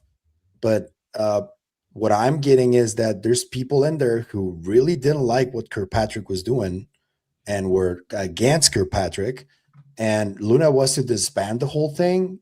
I don't know. And there's a lot of those videos that came from AARO, you know, a lot of what was dropped today came from them too. The grainy stuff, of course, but yeah. Right. I get the idea of disbanding it, or at least needs to be renamed or rebranded, because I think we're so soured on the idea of AARO that something needs to be switched. Would that not be the third or fourth rebranding though? And that's a bit of an issue. Well, maybe it's not a rebrand. Maybe they just need a fucking win, you know, like deliver. Well, yeah. Come out and deliver something for people, and then, you know, everybody loves a winner. Once you do that, we'll get behind it and follow it. But for now, they need to earn back, I think, the trust of a lot of people. Yeah, but don't get rid of all the people who are genuinely excited to work in this project and were sort of blue-balled, you know? Don't get rid of those. You can change the name if you want. Who is AARO being closed down to placate? Is that the UFO community, which is 0.00001% of the US, the general population? The general public don't know who AARO is. So, like you say, if AARO can come out and have a win or something that is popular or hits the mainstream, that'll be the first time that most people ever hear of AARO. So, yeah, right now AARO's a nothing other than something the UFO community hates because of Sean Kirkpatrick, who is clearly a liar. And I've messaged him on LinkedIn multiple times. I'm sure many of us have, or spoken to him. The guy's clearly been caught up in multiple lies at this point now. He looks like he can't be fucked discussing UFOs and hates the topic and couldn't wait to be away from it. He was the ideal guy to be the head of that department at that time. Kozlowski, from what I've heard, isn't that guy. And it just always seems like he's cleaning up after the really bad name that Kirkpatrick gave it. It's interesting, though, Andy, that Kirkpatrick is still out there. For a guy who wants to be anywhere but here, he sure sticks around. He's still doing contract work for the DOE, so, you know. He's out there. I think he's out there to provide an alternative narrative, right? Like, because you have to. Because the other narrative is the president says they're real, Obama says they're real, here's a bunch of files. Like, I mean, what people do hear when people hear about this topic is it's real. I think. I don't think. I mean, the burden now for me, and I'm curious about how all you guys handle this, because I'm also the UFO guy amongst my peers, and they will ask me questions, and I wonder if you guys get these too. But I kind of put it back on them. I'm like, dude, the burden is on you now to prove to me how this is not happening. You guys show me like why all of the stuff that I'm looking at, all of the evidence that we've seen so far, everything that we've, you know, stacked up over all of these years, like how much more do we need? Aside from a presidential like declaration or something, I mean, I think we kind of have the disclosure that we would have only thought, would have dreamed of 10 years ago. We have that now. Can I just add, because I'll answer that first, I don't mind, but Kirkpatrick, for me, I only see Kirkpatrick mentioned when it's the UFO community bringing him up. So if people would stop talking about him, he would stop being a thing. Yeah, like that's how I feel about Mick West and all those guys. Just stop. Every one of those. It's a self-fulfilling fucking prophecy and loop of people talking about these guys and going, "Oh, here's Kirkpatrick again." Yeah, well, ignore him. He's not making them famous in the desert. He's not. He's doing his other stuff. Just totally ignore it. Stop asking them questions. Stop messaging Susan Goff to get vague responses and then going, "Oh, look, she's obfuscating." No, you're just looking for a nothing answer to say I've messaged her and she's not told me anything. Of course she has. It's like constantly asking that girl out who keeps saying no to you and hoping she's going to say yes one day. She's not saying yes, so stop dropping her messages. She lives in Canada. You haven't met her, guys. Yeah, 100%. There's people that are obsessed with debunkers. Stop being obsessed with debunkers. Yes, that's a big issue in ufology. So we feel it ourselves a little bit. But yeah, so your question was around what? What was I answering? Fucking a rant about Kirkpatrick. What was the actual question? How do we feel about AARO being connected to this process in broad strokes? I mean, is AARO a tarnished brand forever, or could it be salvaged? Hang on, I have an alien of my own who just stopped. Look at this guy. Yes. What is like midday? What's he doing? Is that a night shift running shirt? Yeah, it's a one of a kind. Awesome. It's a night shift rash card. Awesome. All right. The worst thing is Clint called his own son Kirkpatrick. That's his first name. No, I didn't call him. What a patriotic child. I love it. That's great. All right. You hear him? He just said I'm Captain America. You're Captain America. All right. Captain America. For the record. Sorry, it's my kid. That's great. All of the images that were released today, I don't know if you had this train of thought, Clint, but we've had images like this before. We had some delivered to us by Nathan at Strange Mysteries a little over a year ago, I think it was at this point. And I'm starting to look at those images now in a bit of a different light, and I found them. I found the original picture sets that Nathan sent us. And a lot of them now, if we take a look at this, for example, there's a lot in these new images. There's a lot of black dots like this, just black circles. If I can, I'm sure I have. Yeah, so on the original page. Is that not the sun? I don't know, but this is so. If someone showed me that, I wouldn't think UFO. I'd be like, that's the sun through a cloud. But there's a number of photos in the drop that are, again, just black circles. And you would hope, but it's not beyond the realms of possibility that a pilot would know that this isn't a sun or whatever. Well, that one looks like they're looking down anyway, because you can see the terrain. But so the sun's shadow. Could Andy stop? It's a UFO. Come on. Sorry. UFO.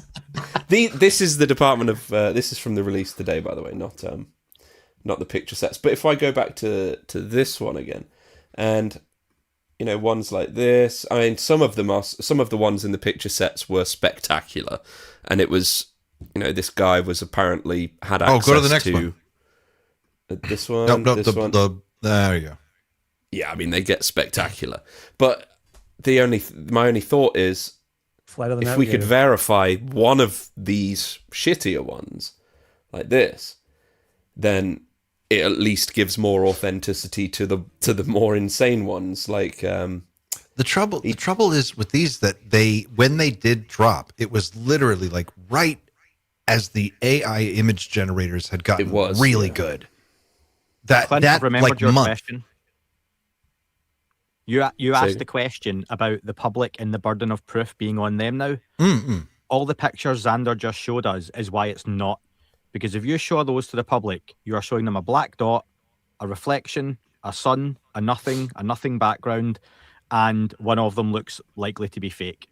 That's not good enough. So it can be interesting to us, but there's a lot of stuff there that's really spurious, and I think the volume of evidence goes against the UFO community, and I'm including myself in that, because there's too much crap. And like you say, now AI stuff around it, and it takes away from the few. And that's why I sit here sometimes and go, well, is that a fan with a parachute attached to it? Which Xander said himself, I hadn't seen the parachute, right? But now I can't unsee that. And the contrails, for me, it's a better look for the entire UFO subject when people involved in it can sit and say, that's not a UFO, it's a bird, it's a plane, it's Superman, whatever. Because then it does make the genuine stuff far more interesting, and it gives you far more credibility and authenticity to talk about the interesting stuff. Otherwise, everything's a UFO. Like, for me, that looks like a plane turning X-37B for me. I thought that was an X-37B. That's just an aircraft turning towards me. That's all I can see. Yeah. I don't see anything. Like, that's what I'm saying. Like, these photos are awful in terms of like convincing people that there's something there. I wouldn't open with that. The question I was asking before, I think I didn't really articulate it very well, but what I was trying to say was, do you get recognized as the UFO guy when you're like out in your regular life just doing stuff? And if so, when someone does ask you, just kind of cold out of, you're standing in line at the store and someone's like, hey, I saw your show, or I know about your podcast. What do you think about this? If you have 2 minutes with somebody, what do you tell them if someone asks you a question like that? There's not enough time. I asked them to ask a specific question. Give me one question. Yeah. You're right. Does it happen to you, Chris, a lot? So broad. Yeah, I say we can't talk about it here. Can't talk. We got to go somewhere quiet. They're listening. We got to go to the skiff. No, a lot of times it's probably instantly gaugeable, like where they're at in their own sort of ontology, or how they ask the question. They're like, you don't believe in UFOs, do you? Or, man, I saw this. What do you think? They're genuinely interested. And then so gauging that, you can sort of find out which piece of information to sort of lure them into our little cult here. I think that, referring them to, whether it's literature or whether it's documentaries, I think is the best move, because that's what I seem to do a lot. I think it helps. So like being like, oh, there's a movie you should check out The Phenomenon, watch that. Let me know what you think afterwards. But yeah, I think it's kind of useless going into a combative sort of, no, they are real. Here's the evidence. Have you not seen? Like, you're not going to get anywhere with that stuff. People are just going to, keep thinking the same. I think you just got to kind of ease in, respect other people's reluctance. Chris is right. You only get so far with that conversation where you can draw them in for. So for me, I'll usually put them on the back foot and say, well, maybe they're not coming from that far away. People normally expect flying saucers coming from other planets. And they go, well, what do you mean? Well, maybe they're here already. We've got drone technology. Maybe something's got more advanced drone technology. It doesn't have to be that far ahead of us. But there comes a point once you go to underwater bases and that kind of stuff, interdimensionals, they shut down. The conversation's gone. But I think, if you're that person, for me, look, there's a lot of really highly credible people and in really important roles across governments, across the world, in militaries, in science, and academia, now talking about this. Your Pasulkas, your Nolans, your Chris Mellons, whoever you want to name. Just go look at some of these people and what they've said. And you know what? Are they all lying? Are they all misidentifying stuff? Because a lot of people are putting reputations on the line that, for many of them, are only going to cost them money, careers, and whatnot if they keep going on. So I kind of go down that route just to get people interested and then promote my book.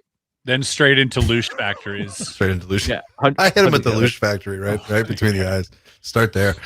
I guess it's funny because I don't get. Maybe you guys have different interactions than I do. Mine are always very friendly and excited. Like people who come up to me, they're like, "Oh, tell me what's going on. Like what happened this week, or what do you think about these scientists, or what do you, they're coming to me like because I'm following it, and so my interactions are much more. I don't know, maybe a lot more positive than that. So like when I get questions from people, it's generally just they want to understand.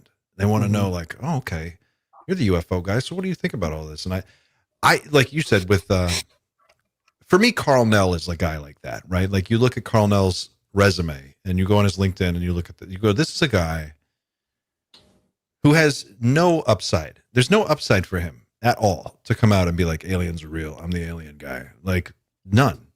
You could be consulting for, he already worked at Northrop and Lockheed. So what does he need to be doing this for? And here's a guy who comes out and he says in front of a packed house, a stage full of people, 0 doubt, non-human intelligence is here. Okay. Well, how many people have to say it? Tim Gallaudet, same thing. Okay. Eric Davis, same thing. At a certain point, you just look at everybody's resume and you go, I've got the disclosure. I just don't have any way to make sense of it. That's the thing that frustrates me. I don't know how to tell people that. I don't get that because people don't know me here in my city, which I love. So I don't really get that. You don't get anybody. I think that's also a trait of people who are sociable, to be more open and understanding to other people's opinions and beliefs. I think those who are more skeptical are also not inclined to strike up a conversation in that way. True. And so, it might be a little bit of a bias. All the people coming to you and being like, oh, what do you think? Those might be people who are more inclined to think openly anyways, as a general sense of living with within a society. Because I've gotten that too, like even at TSA or at customs, where they're like, what are you here for? And I'm like, oh, I'm going to film a UFO thing. And they're like, well, hold on, UFO thing. And then they start striking up a conversation. And I'm like, whoa, this is the other way I thought this was going to head if I said UFO. Yeah. I was coming to your show. I was at the airport and I was I was standing in line at my airport, getting ready to get on the first flight to go out there. And there were some guys in line behind me who were all having a conversation about UFOs. All talking to they were like, oh yeah, they're doing this thing in Austin, and they were all going to Austin for something else, but they knew about it, and that was the thing. It's like it wasn't something they were directly involved in, but they were talking about it. And I maybe it's just me, but I feel like it is way more mainstream, at least in the States, than you guys are saying in Europe and the UK. Yeah, especially within probably like heavily populated areas more so. How is it in Canada? Is the conversation in Canada more or less the same, or? I'm outside of the city, so it's kind of hit or miss. It's a big country too, right?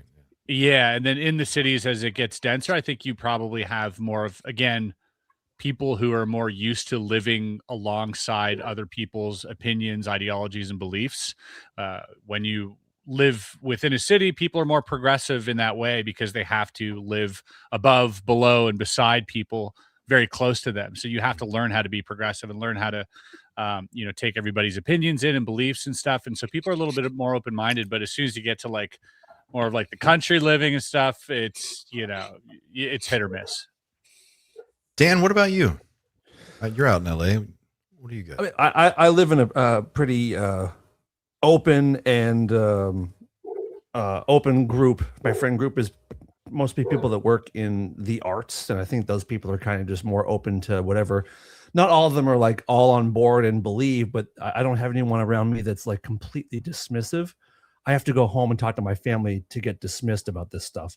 So that's where I get most of my resistance, is through like family. Like my father-in-law, I think he adores me, but I think when he found out about my UFO love, he goes, oh, but he's also kind of a dumbass. He's not on board at all. And wow, which is funny because his wife is very interested. So she'll be asking questions and I'm talking to her and he's just looking at me like, this fucking idiot. But yeah, overall, but out here in LA, it's very, people are very open and just like, yeah, man, cool. What else? I'm in a sex cult or whatever the fuck. Sex cult. Yeah. I'm thinking about starting a sex cult. I was contacted by the Raelian people and they reached out. They wanted to do an interview. And I was like, Clint, wait, you were? Huh? You actually did? Start a sex cult or talk to the Raelians? Talk to the Raelians. I didn't talk to them, but they reached out to me. No way. Wait, they really did? I want to reach out to them. I want to talk to them. I did a video about them and they reached out to me too, though. All right, I'm gonna have to reach out. This guy, because I live in Quebec, province in Canada. They have their headquarters like an hour away from here. I know. They have, like, they're a giant right there. UFO. Rael lives in Japan now, right? He's in Japan now, and dude, he dresses like he lives in Japan. Yeah, Just dressed like a samurai. Dude. He's wearing triangles and stuff. It's crazy. yeah. Let's all just spam email them now. Let's all do it. So for people, 6. all right. So what do you guys think? Because I want to do this. I kind of want to do the interview, but I also know the history of this cult. So like, should I do it? I don't know if I. It's there. I refused. You refused? Dude, I will 100% do the Rael. Yeah, Chris 1,000%, dude. Are you kidding me? Absolutely. But you could get Rael. You could get him. Mm-hmm. Yeah. That would be the goal. Yeah, that'd be the go to Japan. This is just. I just got the guy. Like I got the guy who cucked everybody's wife. Dude, this guy. Railed. The head. Dude. You got railed. Oh fuck! That's what I was thinking. Because in the US, you say "got railed" for got banged, and I'm just wondering, is that where it comes from? That'd be great. My god. Okay, so was it Norm Macdonald that said at one point, he's like, every cult sort of starts off the same, but then eventually it gets to the point where like two guys are just watching the cult leader bang his wife, and they're like, maybe he isn't Jesus. This is so good. Here we go. This is the guy. All right, for people who don't understand who Rael is, this is Rael. You're gonna get DM today, Clint. I guarantee you. DM? What in my channel? Dude. What are they going to? They're gonna give reach you a hard out to you. Dude, this guy dresses like. messages. I mean, dude, he built his own UFO set, and I've got a picture of it somewhere where he's like, "Okay, here we go. Maybe I can do this one. Here we go." He looks like a mini boss in Dragon Ball or something. Yeah. Here's a better one. So this guy, DM'd, you're getting DP'd. Back in the 70s, claimed that he had contact. He'd been taken aboard a craft, and he had been shown that humans were created by this group called the Raelians, and we're a genetic experiment. And then he started talking about this experience, and he gained a following. There's a documentary. What's the name of the documentary? I watched it. It's incredible. It's on Netflix. It's on Netflix. Do you know what it's called? What's the name? I think isn't it like Rael or something? Probably. It's just a picture of him, and he starts getting a following, and then like before you know it, he's got this suit. Like he gets somebody to make this shit. He's got a flying saucer set. He does photo shoots in. There are people gathering around. He's got a whole compound. He's having sex with everybody too. He's like having sex with everybody's wife. It's like part of the deal. Yeah. And people are like, yeah, this sounds great. Sure, it's a good idea. Could never. It's called Rael, the Alien Prophet. It's called on Netflix. Okay. The whole I'm going to watch cloning that part this of weekend. it is it's really great. creepy. He was trying to bring back the swastika too, and like there's all sorts of weird stuff about this It guy. just fell out.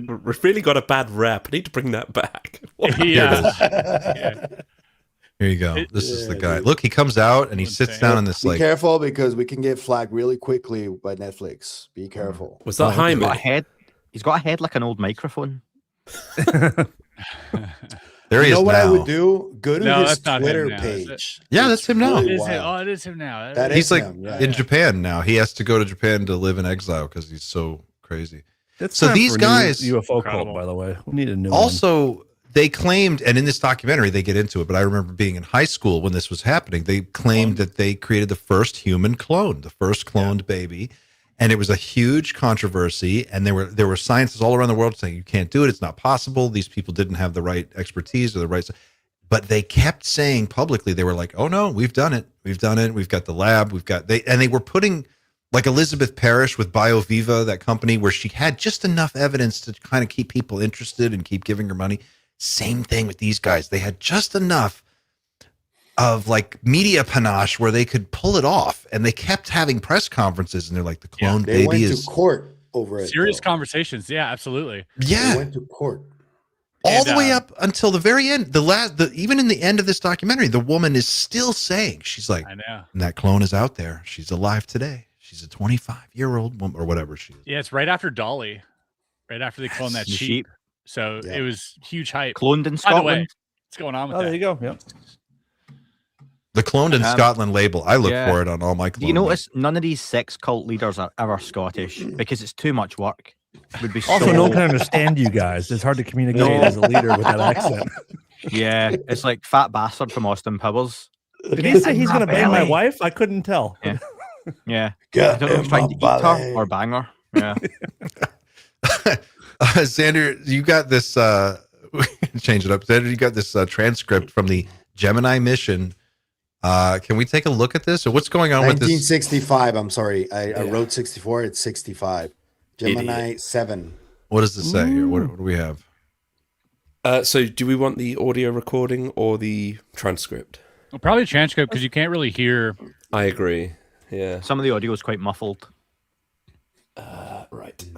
Someone will AI upscale it. That'll be nice. NASA exit is Man. PDF, So isn't it? It's they this dropped one. a lot of stuff, huh? I haven't looked at anything. They are yet. dropping a lot. I'm gonna withhold judgment on this whole thing. I'm gonna wait. Pages of files, and each some of them are like 186 pages per link. Like, How much did you say? I didn't hear. I'm sorry.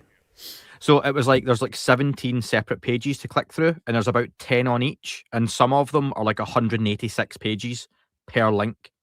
Oh, okay. Damn, that's a of lot. stuff. Okay. So who's gonna play Who's gonna play Houston? Who wants to play Houston? I can do accents. Let Xander and Andy do the whole thing. He's actually from Dorset. He's not from Scotland. Houston. Okay.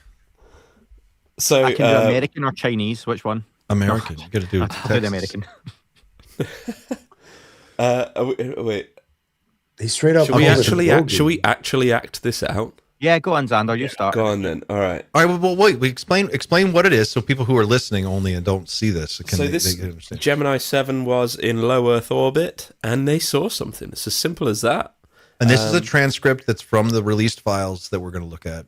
Yeah, a back and Xander, forth. you're playing the between part Houston. of. I'll be what's SC? There's no script accompaniment with this. Shuttle that crew, ship crew. I don't know. Space command. What Space does that command. say? We'll call it space command. I'll be SC. Okay. Shuttle Gemini command. Shuttle command. Is it? Yeah. Whatever. Gemini 7 here, Houston. How do you read?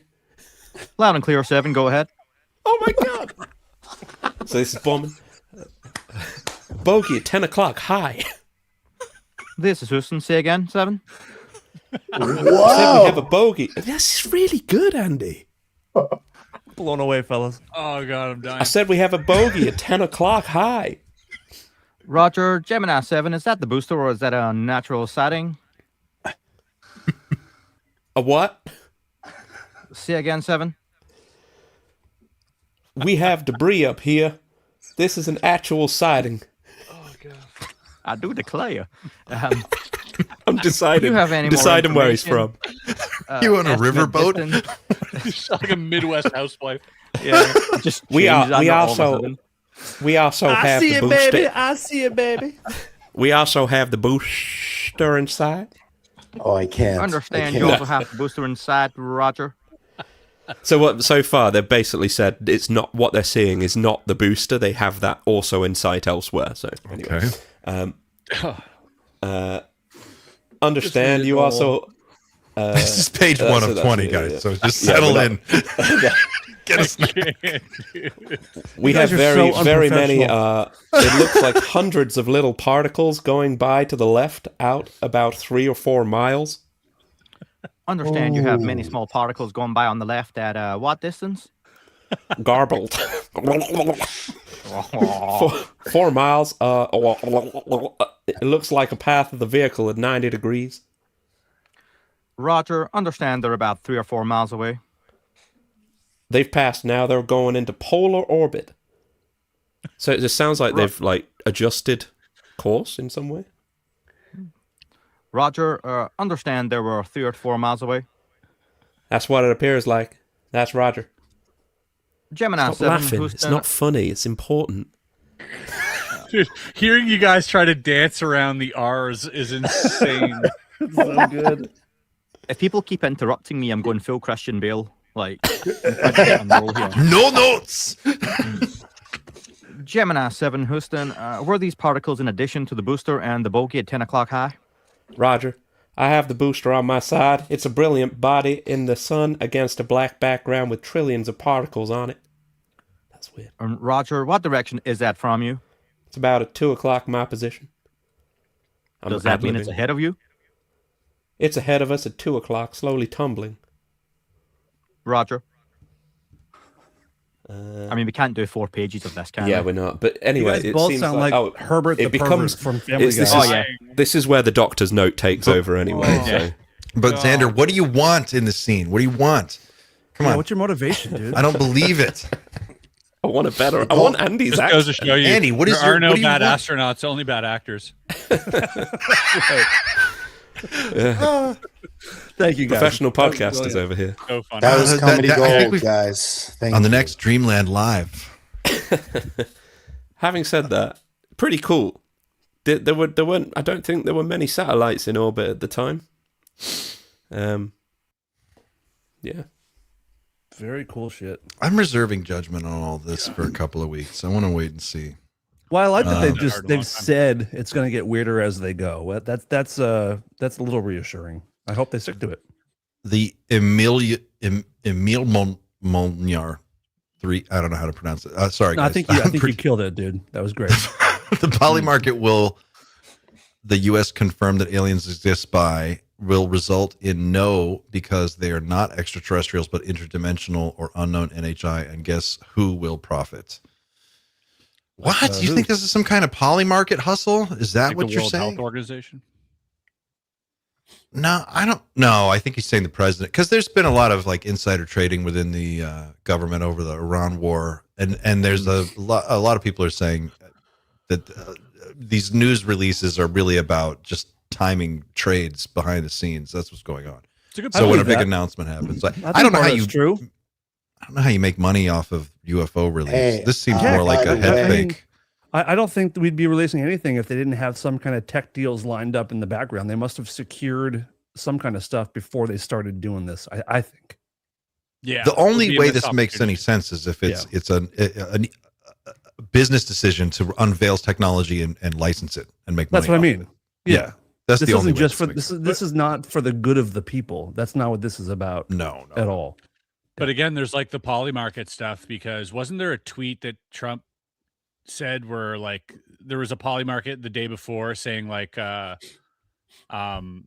if Trump says inshallah or whatever it is, or like the Arabic equivalent to like in whatever they say, but if Trump said that, like what's the over under on that? And there was like a bet on poly market, and then he goes and tweets it the next day, and somebody actually put a lot of money into that and made like a boatload of money. Yeah, probably his son.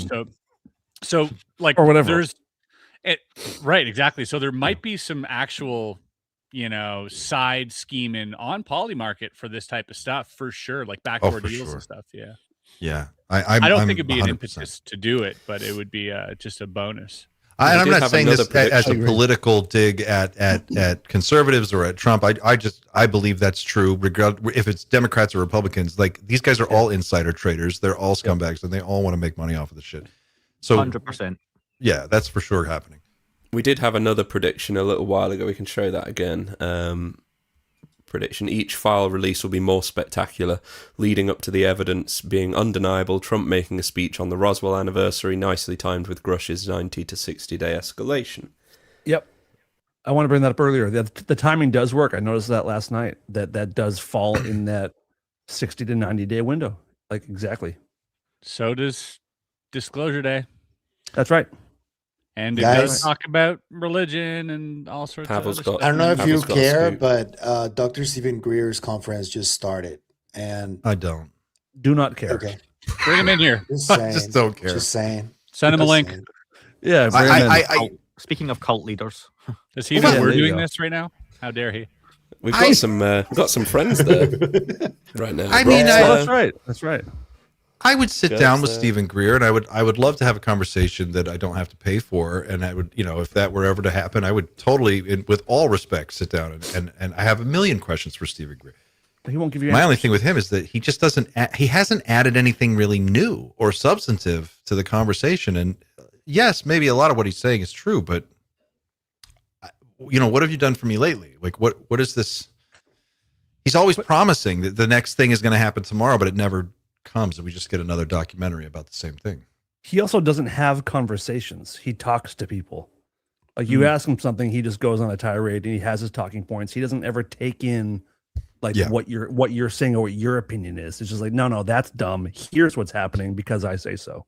The only person here with a chance to get him on is Chris. Okay.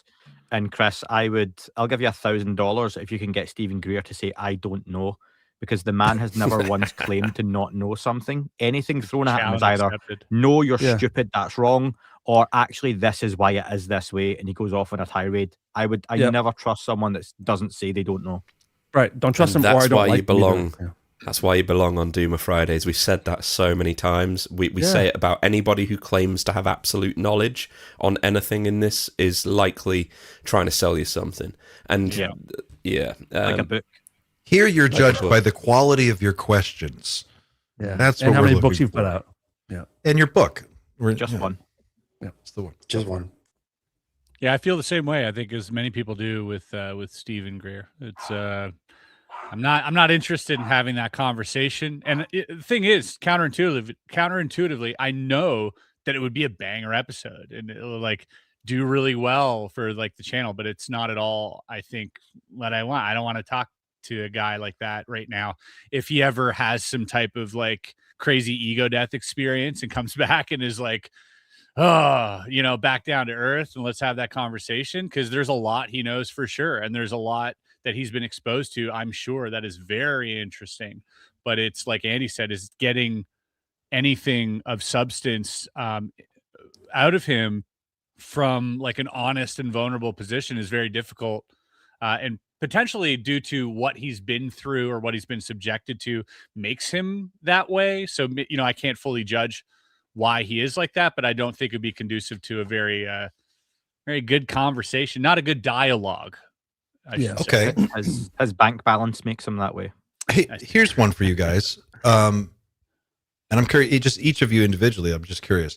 How much responsibility do you feel as a creator in this space to push forward and advocate for disclosure? Do you see your role as a content creator, a UFO researcher, or a advocate that is actually agitating for political action on this? Very little on my end. Very little political. I wouldn't consider myself pushing for disclosure. I'm just trying to find out what's happening. But the whole disclosure narrative, I don't support it really. Like the official one, it's like there's people who already had disclosure. You're not going to tell them, oh, this is real or this isn't when they experience it themselves. It just makes no sense to me. So. But if the government is pushing forward and doing what, we're seeing it happen now, whatever this turns out to be, we're watching it take place. Do you feel a sense of responsibility to like become a part of that process and at least guide that conversation in a way that makes it, that elevates it? If it happens with the work that I'm doing, I mean, that's okay, but that's not something that I'm actively seeking at all. The best example of it was that I just spoke to John Burroughs. He goes completely against pretty much everything that the control disclosure people are rooting for. And his story is very compelling to me. And I have no problem talking to him. And I think that in many aspects, he's telling the truth. Many others, we disagree. But yeah, it's like, no. And I get people that do have that sense of responsibility for it, and more power to them. It's just not something that I'm actively looking for. Yeah, Dan, how do you see your role? Do you imagine that you have a role, or do you see it that way at all? I think that I'm so interested and I'm just fascinated and I want to learn as much about it as possible. And I think that just by doing what we're doing, we're helping the conversation, and whatever capital D disclosure is, I think we're part of doing it, but it's not like, I don't take it as my mission or I don't think I have a role. I'm just interested. I'm just a fan of this, and I'm inquisitive and I like talking about it. And if we can help people pull them along, that's what we do. I think that's our role here, but I don't take it as like my responsibility at all. I just love it. Andy, what about you? I wouldn't say godlike, but no. I think it's got to a point where I do feel I've got a little bit of a responsibility, but not in a wanky way, right? Not like a dickhead way. But I think I just like to help people navigate the landscape, because there's a lot of bullshit. There's a lot of weird stuff. There's a lot of nuts and bolts. There's a lot of speculation. And I like to think I've got a relatively unique angle and take on it, because I can call a spade, and I'm happy to say I don't know. I'm happy to say this is really weird, but, and it's just a different aspect to the conversation. Whereas I think a lot of the time, especially when you attend like conferences in person, someone can sit and talk about fucking crystal healing and they've met aliens from the Pleiades and come see their talk about fucking Rael and shit like that. And there's not a lot or enough people over the decades have called this stuff out, because it's damaging and it's easier to go down the extreme route, and it's easy to go down the really highly speculative route, i.e. Gaia TV, and just sit and make shit up. Mm-hmm. So a little bit of honesty, and I think just to help people kind of navigate the landscape. But Scott Hall, famous wrestler, Razor Ramon, once said, listen to everyone's opinion, but make up your own mind. And I think that's a great way to navigate anything, including the UFO subject. Listen to everyone, but go and make up your own mind. Don't listen to me. Make up your own and kind of go from there. Yeah. Yeah, I'd agree with that. You know, from my perspective, I've said this before. Number one is a purely selfish endeavor for my own personal need to express myself creatively. And I've always had that sort of relationship with YouTube. For me, I am a creator. I like world building. I love the aesthetic of filmmaking and editing and all of the things that go into that. Now, if I can do that about something I'm really passionate about and something I'm really curious about, then everything that comes from that is like a symptom of it, like or an offshoot. So if you get inspired from the content, that's not what I set out for. I'm glad it happened to you. If you find a deeper personal truth, I'm glad that happened. It's not my fault. I did this for me, but you got that for you, and I'm happy for you. And so I've always treated it very selfishly in this sort of personal artistic expression, followed by a genuine curiosity. And then whatever comes from that, you know, if it helps move the needle, then so be it. I don't really care. I think that I just do what I like doing and trust that if I do that properly, people will like it, and it'll, you know, be a net positive at the end of the day. So I really don't think about anything else further down that line.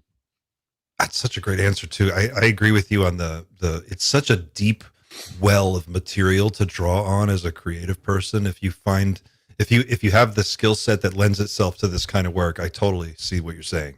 I approach it the same way, but I do feel a responsibility to at least represent the conversation, represent the people like us who are interested in this topic in a way that is positive. You know, like, we ask intelligent questions. We're not just here to believe all kinds of crazy bullshit. There are people who do, but that's not this group. We're here to just intelligently engage with this conversation. But it is a lot of fun too. Xander, what about you? Do you have a feeling on this either way? The exact question was what's my role, I guess? Do you feel, one, like you have a role to play in the larger, I don't know if you want to call it a battle for, you know, truth over whatever the cover up? Do you feel like you have a role? And if you do you feel, you know, responsible for how this conversation is represented on your channel or through your own work as a creator? Yeah, number one, I have to have fun with what I'm doing. I have to enjoy the process of making the videos and things. I do have to, like Ramsey, I have to try and express myself in the time that I have. But at the same time, I don't think I get the same level of self. I can't watch my videos back and say, yeah, that looks really good. I have to wait for everybody else to tell me that it's really good and meaningful.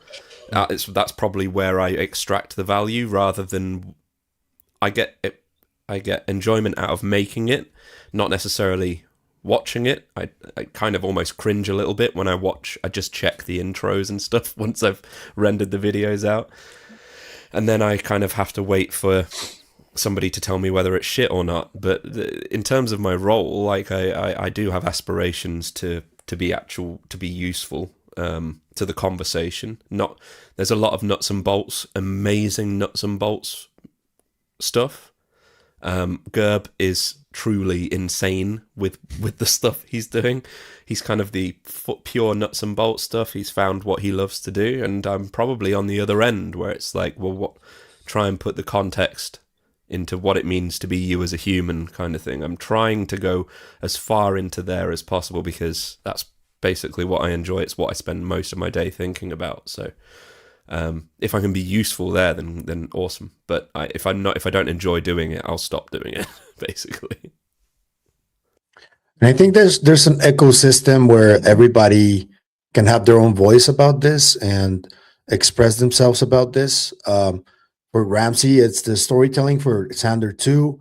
I know that Dan is very interested in the experiencer side and bodies and all that stuff, the biologics.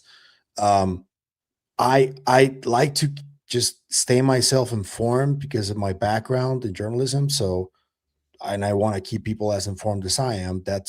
And it's a little bit selfish too. I get it, but like your question initially was about specifically the disclosure movement, right? And that is a whole separate issue. I think that there's a number of people that are working through that. And I think that we are like in the outskirts of it.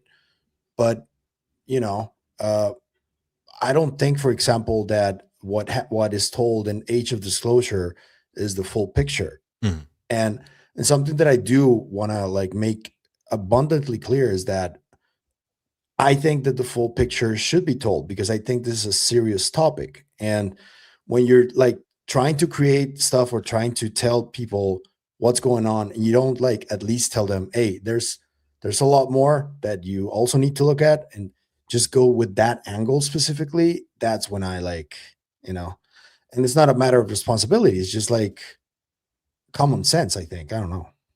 I feel like it's, I respect the conversation. I truly do have a deep interest in the topic, and I feel a calling to participate in the moment because it does feel like we're living through a moment, and whatever this moment turns into in the end is going to be, a lot different than how it started. And I don't know. I guess I just feel as someone who was last pick for kickball throughout my educational career, I'm uniquely qualified to talk about this because that's just mostly what I'm interested in. So I feel a little responsibility to elevate the conversation and just represent it well and try to find ways to engage people with it. But yeah, you're right. The disclosure conversation is its own separate thing. There's the larger question of like what is going on, UFOs, what are they, where are they from, who are the occupants, etc. But then there's the question of like the political movement towards getting the government to finally like come clean and just say, yeah, it's aliens and be done with it, but not do it with a wink and a nod, do it in an official way. I do feel like there is a responsibility as just a human being to kind of push that conversation forward and advocate for transparency, in a broad sense. Also, adding levity, I think, is incredibly important to this topic, for me anyways. But I think that you get enlightened through comedy as well, right? Like George Carlin, and he was probably one of the most insightful philosophers that we've had in our generation, Absolutely. But he did it through comedy, and comedy is a great tool for enlightenment.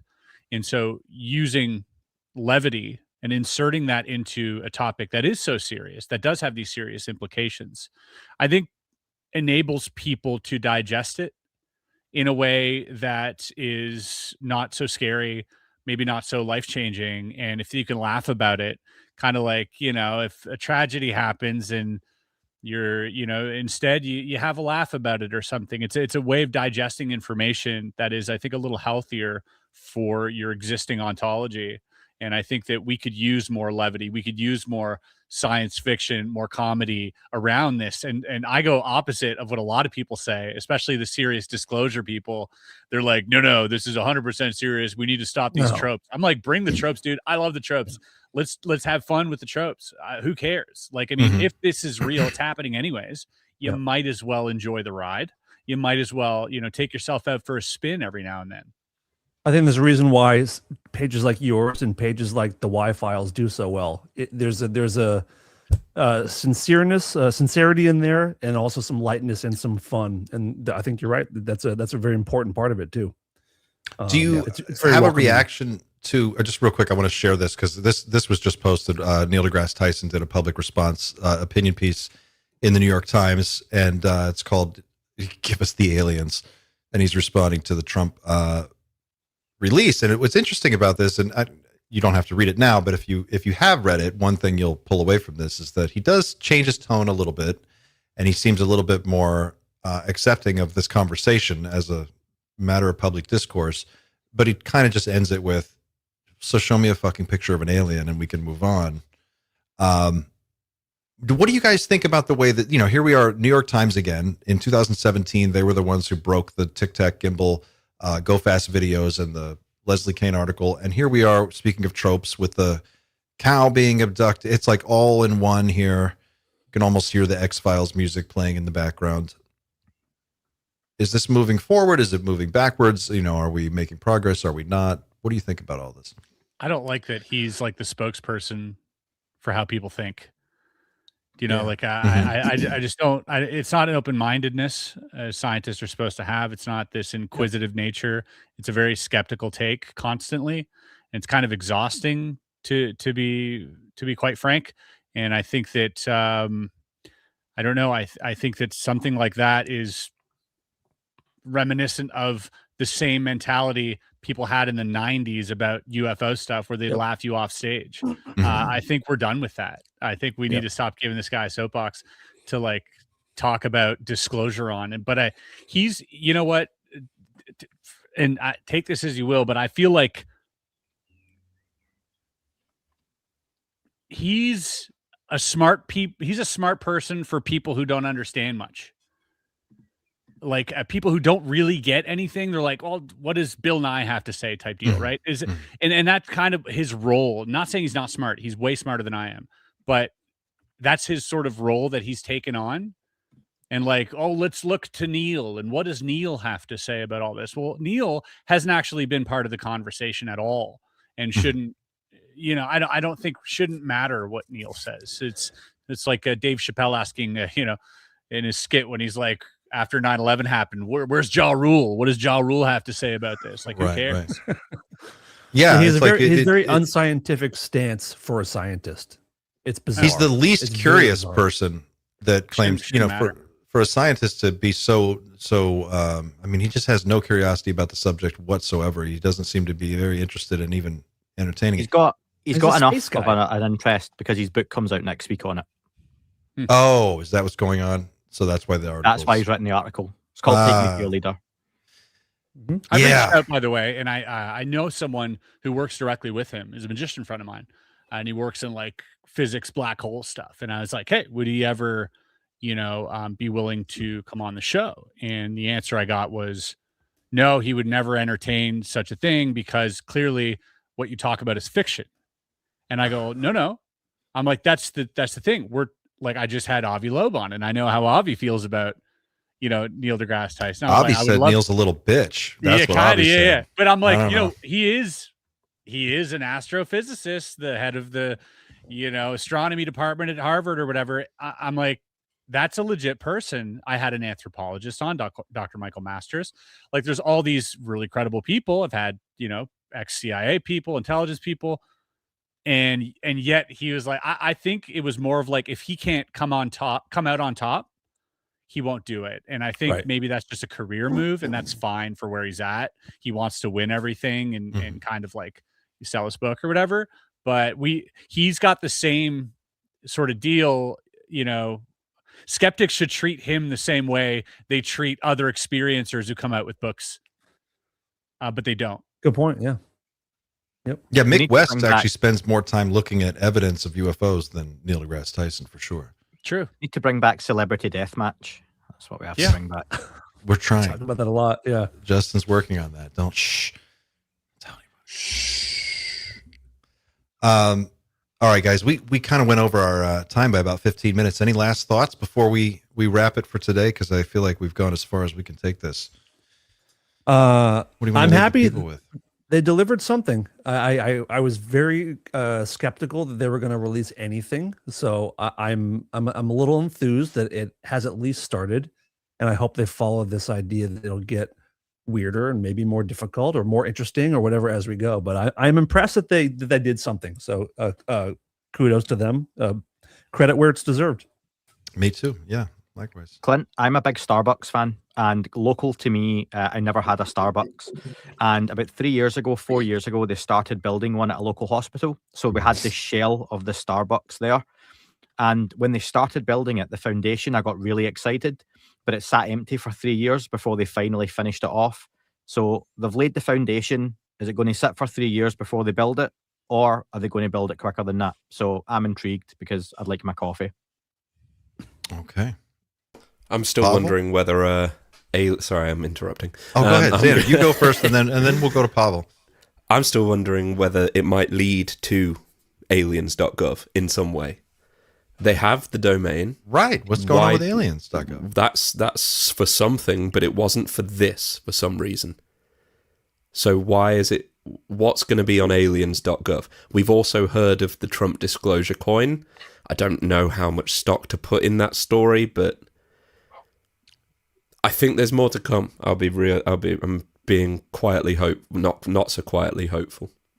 I think the coin story is real. I think it's real. Merch is real with this administration. Their merch game is strong. Chris, what do you any last thoughts? Yeah, I'm a big merch guy too. What